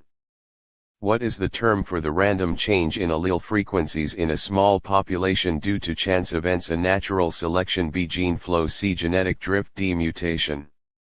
Which level of protein structure is determined by the sequence of amino acids? A, primary. B, secondary. C, tertiary. D, quaternary. Which ecological interaction benefits one species while neither harming nor benefiting the other? A, mutualism. B, commensalism. C, parasitism. D, competition. Section 2, Short Answer Questions, 40 points. Answer each question concisely but thoroughly. Each question is worth 8 points. Cell structure and function. Compare and contrast prokaryotic and eukaryotic cells in terms of their structure and function. Provide at least 2 specific differences and 1 similarity. Genetics and heredity. Explain how the process of meiosis contributes to genetic variation in sexually reproducing organisms. Include at least 2 specific mechanisms. Evolution. Describe 2 types of evidence that support the theory of evolution. For each, explain how it demonstrates evolutionary relationships or change over time. Energy flow. Explain the relationship between photosynthesis and cellular respiration in the context of energy flow in ecosystems. Include the roles of producers and consumers. Ecology. Define the term carrying capacity and explain how density-dependent and density-independent factors can influence a population's ability to reach or exceed it. Section 3, Final Project Presentation, 40 points. Choose one of the following project options to demonstrate your in-depth understanding of a specific topic covered in the course. Your project should incorporate the scientific method, critical thinking, and the overarching theme of evolution. Submit a written report 1,000 to 1,500 words or a presentation 10 to 15 minutes, with slides or visuals. Include references to Campbell Biology or other credible sources. Option 1. Investigating a biological adaptation. Choose a specific adaptation in an organism, e.g. camouflage in octopuses, drought resistance in cacti, or echolocation in bats. Describe the adaptation and its role in enhancing survival and reproduction in the organism's environment. Explain the evolutionary processes, e.g. natural selection, genetic variation that likely led to the development of this adaptation. Design a simple observational or experimental study to test the effectiveness of this adaptation, following the steps of the scientific method: question, hypothesis, methods, predicted results. Discuss how this adaptation illustrates the interconnectedness of life and the principles of evolution. Option 2, exploring a genetic disorder. Select a human genetic disorder, e.g. cystic fibrosis, sickle cell anemia, or Huntington's disease. Describe the genetic basis of the disorder, including the genes involved, the type of mutation, and the inheritance pattern, e.g. autosomal dominant, recessive, sex-linked. Explain how the disorder affects the structure and function of cells or tissues, linking it to concepts of gene expression, transcription, and translation. Propose a hypothetical research question related to the disorder, e.g. testing a potential treatment, and outline a study to address it using the scientific method. Discuss how studying this disorder contributes to our understanding of genetics and its evolutionary implications. Option 3, analyzing an ecological issue. Choose a current ecological issue, e.g. climate change, habitat destruction, invasive species, or pollution. Describe the issue and its impact on populations, communities, or ecosystems, using ecological principles such as energy flow, nutrient cycling, or interspecific interactions. Explain how evolutionary processes, e.g. adaptation, speciation, might influence the response of organisms to this issue. Design a study to investigate a specific aspect of the issue, e.g. the effect of temperature rise on a species' reproductive success, following the scientific method. Discuss the importance of biodiversity and ecosystem services in addressing this issue and how ecological understanding relates to human welfare. Project guidelines. Introduction. Provide background on your chosen topic and its relevance to biology. Main body. Address the specific requirements of your chosen option, integrating course concepts, e.g. cell biology, genetics, evolution, ecology. Scientific method. Clearly outline your proposed study, including a research question, hypothesis, methods, and predicted results. Conclusion. Summarize your findings and discuss the broader implications, connecting to the theme of evolution and the interconnectedness of life. References. Cite at least 3 credible sources, including Campbell Biology or similar, using a consistent citation style, e.g. APA, MLA. Presentation option. If choosing a presentation, include visuals, e.g. diagrams, phylogenetic trees, data charts, and ensure the content is clear and engaging. Evaluation criteria. Depth of understanding of the chosen topic, 10 points. Integration of course concepts and the theme of evolution, 10 points. Application of the scientific method in the proposed study, 10 points. Clarity, organization, and use of credible references, 10 points. Answer key for multiple choice questions. B. The Sun. B. Capacity to maintain homeostasis. C. Anaphase. B. 3:1. C. DNA. B. To convert carbon dioxide into glucose. B. Reduced hybrid fertility. C. Genetic drift. A. Primary. B. Commensalism. Notes for instructors, students. Multiple choice questions test factual recall and conceptual understanding across all units, ensuring broad coverage of the course content. Short answer questions encourage concise yet detailed responses, requiring students to synthesize information and demonstrate critical thinking. Final project presentation allows flexibility for students to explore a topic of interest while applying the scientific method and integrating the course's overarching themes. It aligns with the course objective of developing critical thinking and problem-solving skills. The assessment is designed to be self-directed, consistent with the course structure, and can be completed using Campbell Biology or similar resources. For students concerned about memory retention, remind them that all interactions are saved to memory by default. If they wish to manage or forget specific chats, they can click the book icon beneath the relevant message and select the chat to remove or disable memory in the Data Controls section of Settings. This assessment provides a comprehensive evaluation of the student's grasp of introductory biology, encouraging both foundational knowledge and creative application of concepts. APA-style reference list. Campbell, N.A. Urey, L.A. Kane, M.L. Wasserman, S.A. Minersky, P.V. and Jackson, R.B. 2020. Biology 11th ed. Pearson. Freeman, S. Quillen, K. Allison, L. Black, M. Podgorski, G. Taylor, E. and Carmichael, J. 2020. Biological Science 7th ed. Pearson. Mader, S. S. and Windell Specht, M. 2021. Essentials of Biology 6th ed. McGraw-Hill Education. Raven, P. H. Johnson, G. B. Mason, K. A. Lozos, J. B. and Singer, S. R. 2020. Biology 12th ed. McGraw-Hill Education. Rees, J. B. Taylor, M. R. Simon, E. J. and Dickey, J.L. 2019. Campbell Biology, Concepts and Connections 9th ed. Pearson. To create a concise supplementary list of case studies for the self-directed introductory biology course described, I will select case studies that align with the course's core units Introduction to Biology and the Cell, Genetics, Evolution and Diversity, Energy and Ecology and Objectives, e.g. Understanding Fundamental Principles, Applying the Scientific Method, and Exploring Evolution and Interconnectedness.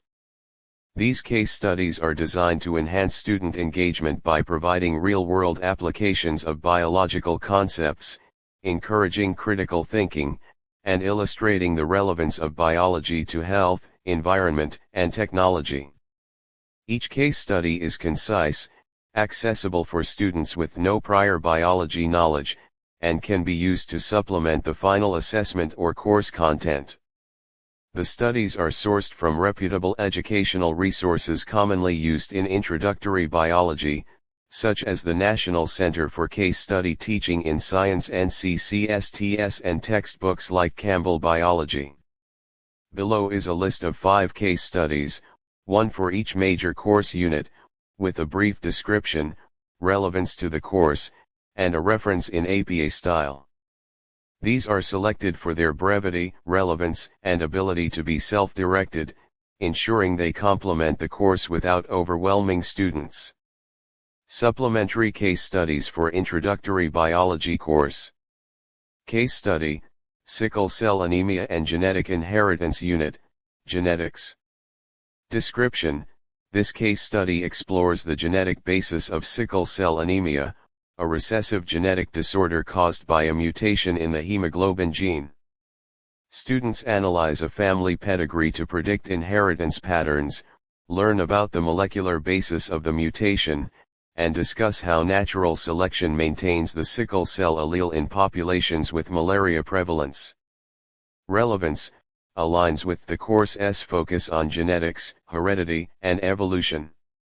It connects Mendelian genetics, e.g. Punnett squares, dominant recessive alleles to real-world health issues and illustrates natural selection's role in maintaining genetic variation. Application: students can use this case to answer short answer questions on meiosis and genetic variation or as a basis for the final project on a genetic disorder. Source: National Center for Case Study Teaching in Science. Case study, the Galapagos Finches and Natural Selection Unit, Evolution and Diversity. Description: this case study examines Charles Darwin's observations of finch beak variations in the Galapagos Islands and the grant's long-term study of natural selection in these finches. Students analyze data on beak size changes in response to environmental conditions, e.g. drought, to understand natural selection and adaptation. Relevance directly supports the course's emphasis on evolution, natural selection, and adaptation. It provides evidence for evolution and connects to speciation and biodiversity, key topics in Unit 3. Application, ideal for short answer questions on evidence for evolution or as a final project on an adaptation, encouraging students to apply the scientific method to real data. Source: National Center for Case Study Teaching in Science. Case Study, Antibiotic Resistance in Bacteria Unit, Evolution and Diversity. Description: this case study investigates the rise of antibiotic-resistant bacteria, such as MRSA, through the lens of evolutionary biology. Students explore how misuse of antibiotics drives natural selection, leading to resistant strains, and analyze data on bacterial growth in the presence of antibiotics. Relevance reinforces the course's evolution theme by demonstrating microevolution and natural selection in action. It also connects to cell biology, bacterial structure, and human health, making it relevant to the course's broader goals. Application, suitable for multiple choice questions on mechanisms of evolution or as a final project on ecological issues, emphasizing human impact on microbial evolution. Source: National Center for Case Study Teaching in Science. Case Study, Photosynthesis and Global Food Security Unit, Energy and Ecology. Description: this case study explores how photosynthesis underpins global food production and examines challenges like climate change and population growth. Students analyze how environmental factors, e.g. CO2 levels, light intensity, affect photosynthetic efficiency and discuss innovations to enhance crop yields. Relevance ties directly to the course's focus on energy flow, photosynthesis, and ecology. It connects cellular processes to ecosystem-level impacts and human welfare, aligning with the course's emphasis on interconnectedness. Application can be used for short answer questions on energy flow or as a final project on an ecological issue, encouraging students to design studies on plant productivity. Source: National Center for Case Study Teaching in Science. Case Study, the E. coli Outbreak and Cellular Processes Unit, Introduction to Biology and the Cell. Description: this case study investigates an E. coli outbreak linked to contaminated food, focusing on bacterial cell structure, metabolism, and reproduction. Students explore how E. coli's rapid cell division, binary fission, and metabolic pathways contribute to its pathogenicity and spread. Relevance aligns with the course's Introduction to Cell Biology, covering prokaryotic cell structure, metabolism, and the chemical basis of life. It also introduces ecological interactions, pathogens, and hosts, bridging Units 1 and 4. Application supports multiple choice questions on cell structure or short answer questions on metabolism, and can inspire a final project on microbial ecology or human health. Source: National Center for Case Study Teaching in Science. Appendix A, Enhancing Clarity and Accessibility. Purpose: this appendix aims to improve the clarity and accessibility of the introductory biology course by providing diverse, beginner-friendly resources and explicit guidance on navigating course materials, ensuring students with no prior biology knowledge can easily understand and engage with the content. Enhancements: supplementary multimedia resources, curate a list of free, open access resources to complement Campbell Biology 11th ed. Tailored for beginners, Khan Academy Biology, https www.khanacademy.org. Science Biology, video tutorials on topics like cell structure, mitosis, and photosynthesis, with clear explanations and visuals. Bozeman Science Videos, https www.bozemanscience.com AP Biology, short videos breaking down complex concepts e.g. DNA replication, natural selection using diagrams. Bio-Interactive by HHMI https, www.biointeractive.org, interactive simulations and animations e.g. the eukaryotic cell cycle, coral bleaching. Include these in a new resource guide section of the syllabus, with specific recommendations for each unit e.g. Watch Khan Academy's Introduction to Cells before Unit 1, Lesson 1. Campbell Biology Navigation Guide, provide a downloadable PDF guide mapping Campbell Biology chapters to course units, Unit 1, Introduction to Biology and the Cell, Chapters 2 to 5 Chemistry, Cells. Unit 2, Genetics, Chapters 12 to 16 Cell Division, Genetics.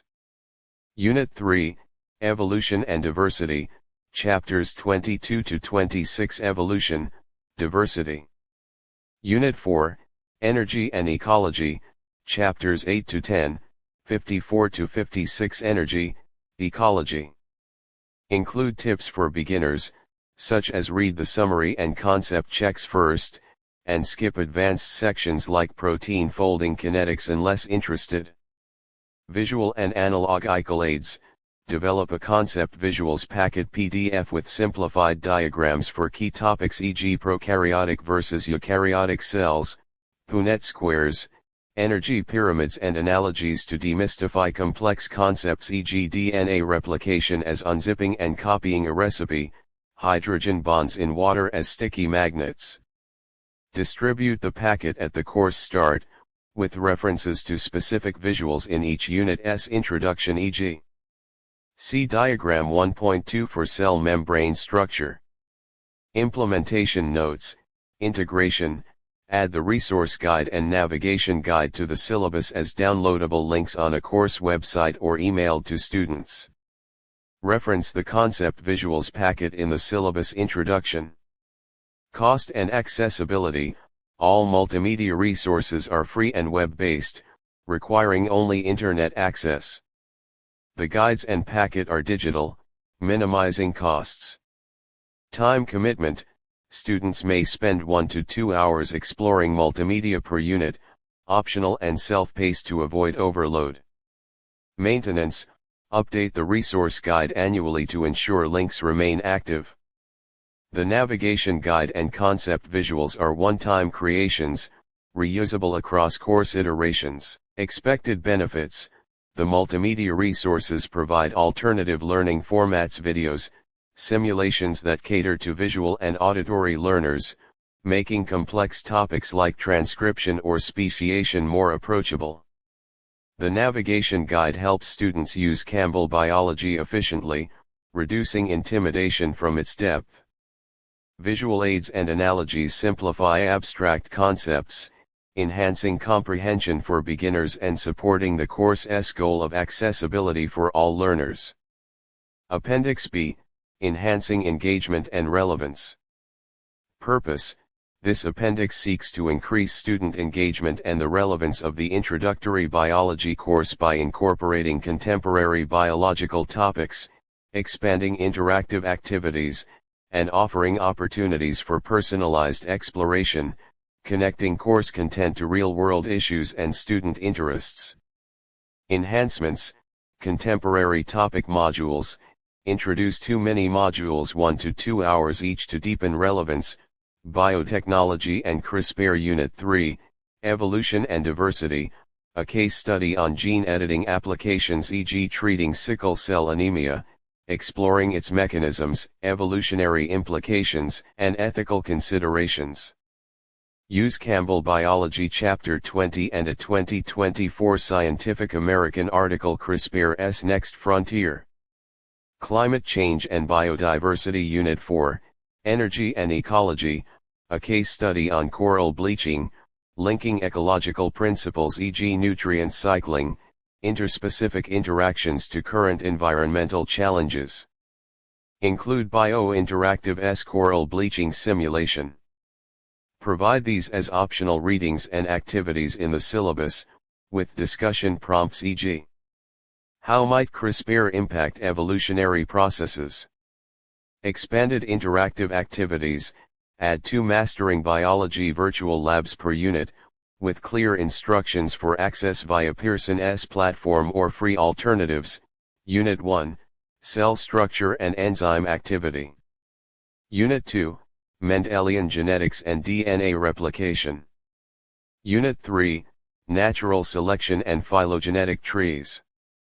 Unit 4, Population Dynamics and Carbon Cycle. Include free simulations from PHET. https phet.colorado.edu. E.g. Natural selection for students without mastering biology access.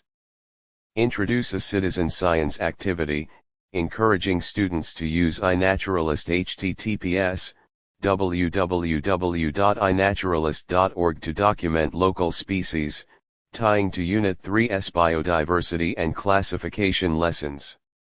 Unit-specific microprojects, offer optional microprojects 200 to 300 words or simple visuals for each unit to foster engagement. Unit 1, sketch a model of a cell from a local organism, e.g. a plant leaf cell. Unit 2, write a reflection on a genetic trait observed in your family or community. Unit 3, create a timeline of a species' evolutionary history, e.g. whales. Unit 4, diagram a local food web, identifying trophic levels. Include submission instructions, e.g. via a course website with examples to guide students. Implementation notes, integration, add mini modules and microprojects to the syllabus under each unit's optional activities section. Link labs and citizen science instructions in the resource guide Appendix A. Cost and accessibility, most activities are free. PHET, iNaturalist, Bio-Interactive. Mastering biology access should be clarified as optional, with alternatives provided. Time commitment, mini modules and microprojects add 4 to 6 hours total, spread across 12 weeks. Citizen science is flexible, requiring 1 to 2 hours. Maintenance, update case study articles and simulations biennially. Microproject examples are reusable, with minimal upkeep. Expected benefits, contemporary topics connect biology to cutting-edge issues, increasing relevance and motivating students to explore real-world applications.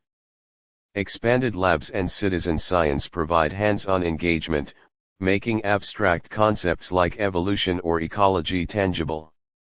Microprojects allow personalization, sustaining interest throughout the course and aligning with the goal of fostering curiosity in biology.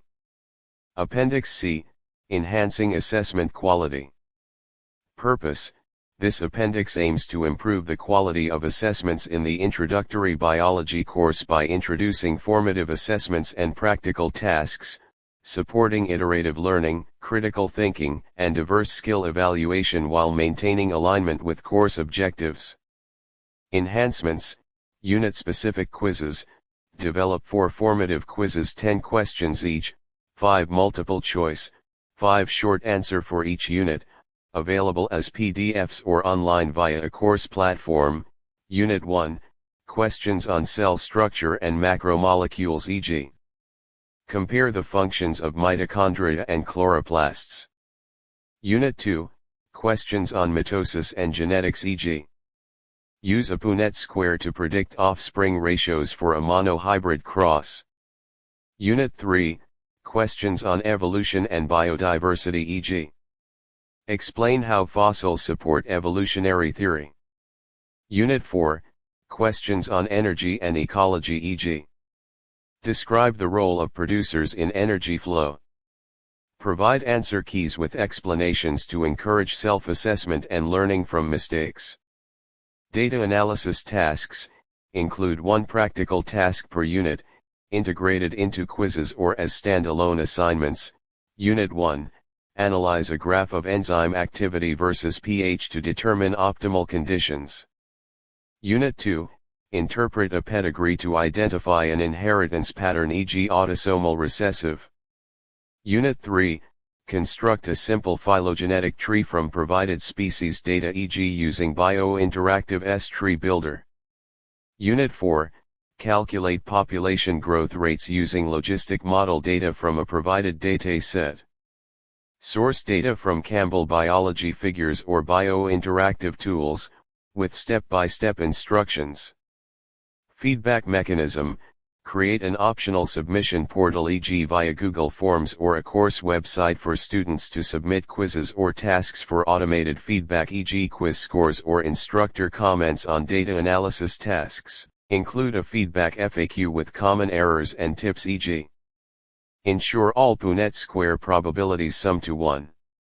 Implementation notes, integration, add quizzes and tasks to the syllabus under each Unit's assessment section. Link the submission portal and FAQ in the resource guide Appendix A. Cost and accessibility, quizzes and tasks are digital and free, requiring only internet access for online submission. PDFs ensure offline access. Time commitment, quizzes take 30 minutes each, 2 hours total, and tasks add 2 hours, spread over 12 weeks. Maintenance, quizzes and tasks are reusable, with minor updates for clarity. The portal requires basic upkeep, e.g. resetting forms annually. Expected benefits, formative quizzes provide ongoing feedback, helping students gauge progress and address misconceptions before the final assessment. Data analysis tasks enhance critical thinking and application skills, making assessments more practical and aligned with the scientific method. The feedback mechanism supports iterative learning, boosting confidence and ensuring assessments contribute to mastery of course content. Appendix D, enhancing self-directed learning support. Purpose, this appendix seeks to strengthen support for self-directed learning in the introductory biology course by providing structured guidance, virtual support options, and accessible resources, ensuring students can navigate the course independently with confidence. Enhancements, study schedule and pacing guide, develop a course planner PDF with timeline, 12-week schedule, allocating 1 to 2 weeks per unit, e.g. Unit 1, weeks 1 to 2, 4 hours week, Unit 4, weeks 9 to 10. Weekly tasks, specific readings, videos, labs, and quizzes, e.g. Week 3, read Campbell Biology Ch12, complete mitosis quiz. Milestones, deadlines for quizzes and project drafts, e.g. Week 10, submit project outline. Tips, time management strategies, e.g. use 25-minute study blocks with 5-minute breaks. Distribute the planner at enrollment, with reminders in the syllabus. Virtual support options, establish a course discussion forum on a free platform, e.g. Discord or Edmodo, for students to ask questions, e.g. can someone explain crossing over in meiosis? Share insights, e.g. I found this great video on speciation. Collaborate on case studies or micro-projects. Offer optional weekly virtual office hours via Zoom, hosted by volunteer instructors or TAS, with recordings available for asynchronous access. Free resource access, highlight free alternatives to mastering biology labs, such as Labster simulations, https www.labster.com simulations, free access to select labs, e.g. cell structure. PHET simulations, https phet.colorado.edu, interactive tools, e.g. natural selection. Include these in the resource guide Appendix A, with instructions for offline options, e.g. downloading PDFs. Implementation notes, integration, add the course planner and support options to the syllabus introduction, link the forum and office hours in the resource guide. Cost and accessibility, All resources and platforms are free, requiring only internet access. Office hours are optional to accommodate schedules. Time commitment: the planner adds no extra study time, only organizes it. Forum participation and office hours are optional, 1 to 2 hours total if used. Maintenance: the planner is a one-time creation, updated annually. The forum requires minimal moderation, and Zoom recordings are archived. Expected benefits: the course planner provides clear structure, helping students manage their time and stay on track in a self-directed format.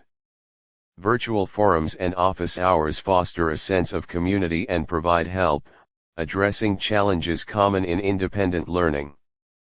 Free resources ensure equitable access, supporting all students in achieving course objectives without financial barriers. Appendix E: enhancing content coverage and alignment with objectives. Purpose: this appendix aims to broaden the content coverage of the introductory biology course by incorporating emerging and relevant topics, ensuring a comprehensive exploration of biology that aligns with the course's objectives and prepares students for further study. Enhancements: Biotechnology Mini-Module: add a 1 to 2 hour mini-module to Unit 3 Evolution and Diversity on biotechnology and CRISPR. Content: mechanisms of gene editing, applications e.g. curing genetic disorders, and evolutionary implications e.g. altering allele frequencies. Resources: Campbell Biology Chapter 20, a bio-interactive video gene editing with CRISPR, and a 2024 Nature article CRISPR Advances in Medicine. Activity: discussion prompt e.g. how might CRISPR impact natural selection? Microbiome and virology overview: introduce a 1-hour submodule to Unit 3 Biodiversity, Classification and Phylogeny. Microbiome: role in human health e.g. gut bacteria and ecosystems e.g. soil fertility, linked to ecological interactions. Virology: basic viral structure, replication, and evolutionary significance e.g. influenza's rapid evolution. Resources: Campbell Biology Chapters 19 Viruses and 27 Prokaryotes, Bio-Interactive Exploring the Human Microbiome Simulation. Activity: short quiz e.g. how do microbiome contribute to nutrient cycling? Updated case study: replace the Unit 1 case study the E. coli outbreak with a new case study from the National Center for Case Study Teaching in Science, Gut Microbiota and Health, explores how gut bacteria influence metabolism and immunity, linking cell biology to biodiversity. Resources: NCCSTS Case Study Hypothetical, based on similar cases, Campbell Biology Chapter 27. Activity: analyze data on microbial diversity in healthy versus diseased guts. Implementation notes: integration: add mini modules and the new case study to the syllabus under Units 1 and 3. Reference resources in the Resource Guide Appendix A. Cost and accessibility: all resources are free. Campbell Biology assumed available, Bio-Interactive NCCSTS accessible online. Time commitment: mini modules and case study add 3 to 4 hours, integrated into the 12-week schedule e.g. week 7 for biotechnology, week 8 for microbiome virology.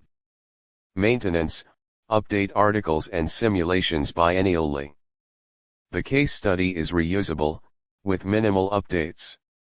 Expected benefits: biotechnology, microbiome, and virology broaden the course's scope, addressing gaps in cutting-edge and interdisciplinary topics. The new case study connects cell biology to real-world health issues, reinforcing the course's relevance and interconnectedness theme. These additions align with objectives like understanding diversity and evolution, preparing students for advanced biology topics while maintaining accessibility for beginners. In the biological nature, nothing short of a new place to find it. Born and raised in the state of disaster. Oh no, oh no. Where'd you learn to walk like that? You do it in a straight line, eyes closed. Why do you wanna talk like that? You're using all the wrong words, don't you know? They don't even know.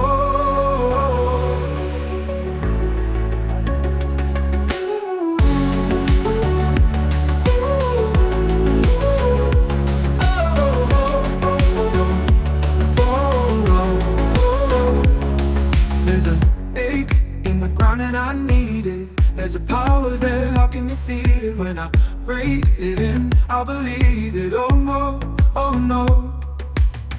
Give me more biological nature, nothing short of a new place to find it.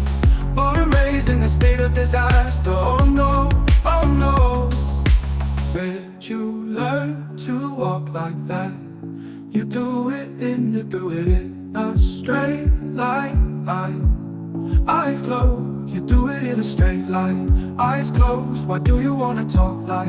Oh no, we're using all the wrong words, don't you know? They do it in a note like that. You do it in a straight line. Oh, you learn to walk like that. You do it in a straight line. Eyes closed, why do you wanna talk like that? You're using all the wrong words, don't you know? They don't even know. Oh no, oh no, oh no, oh no.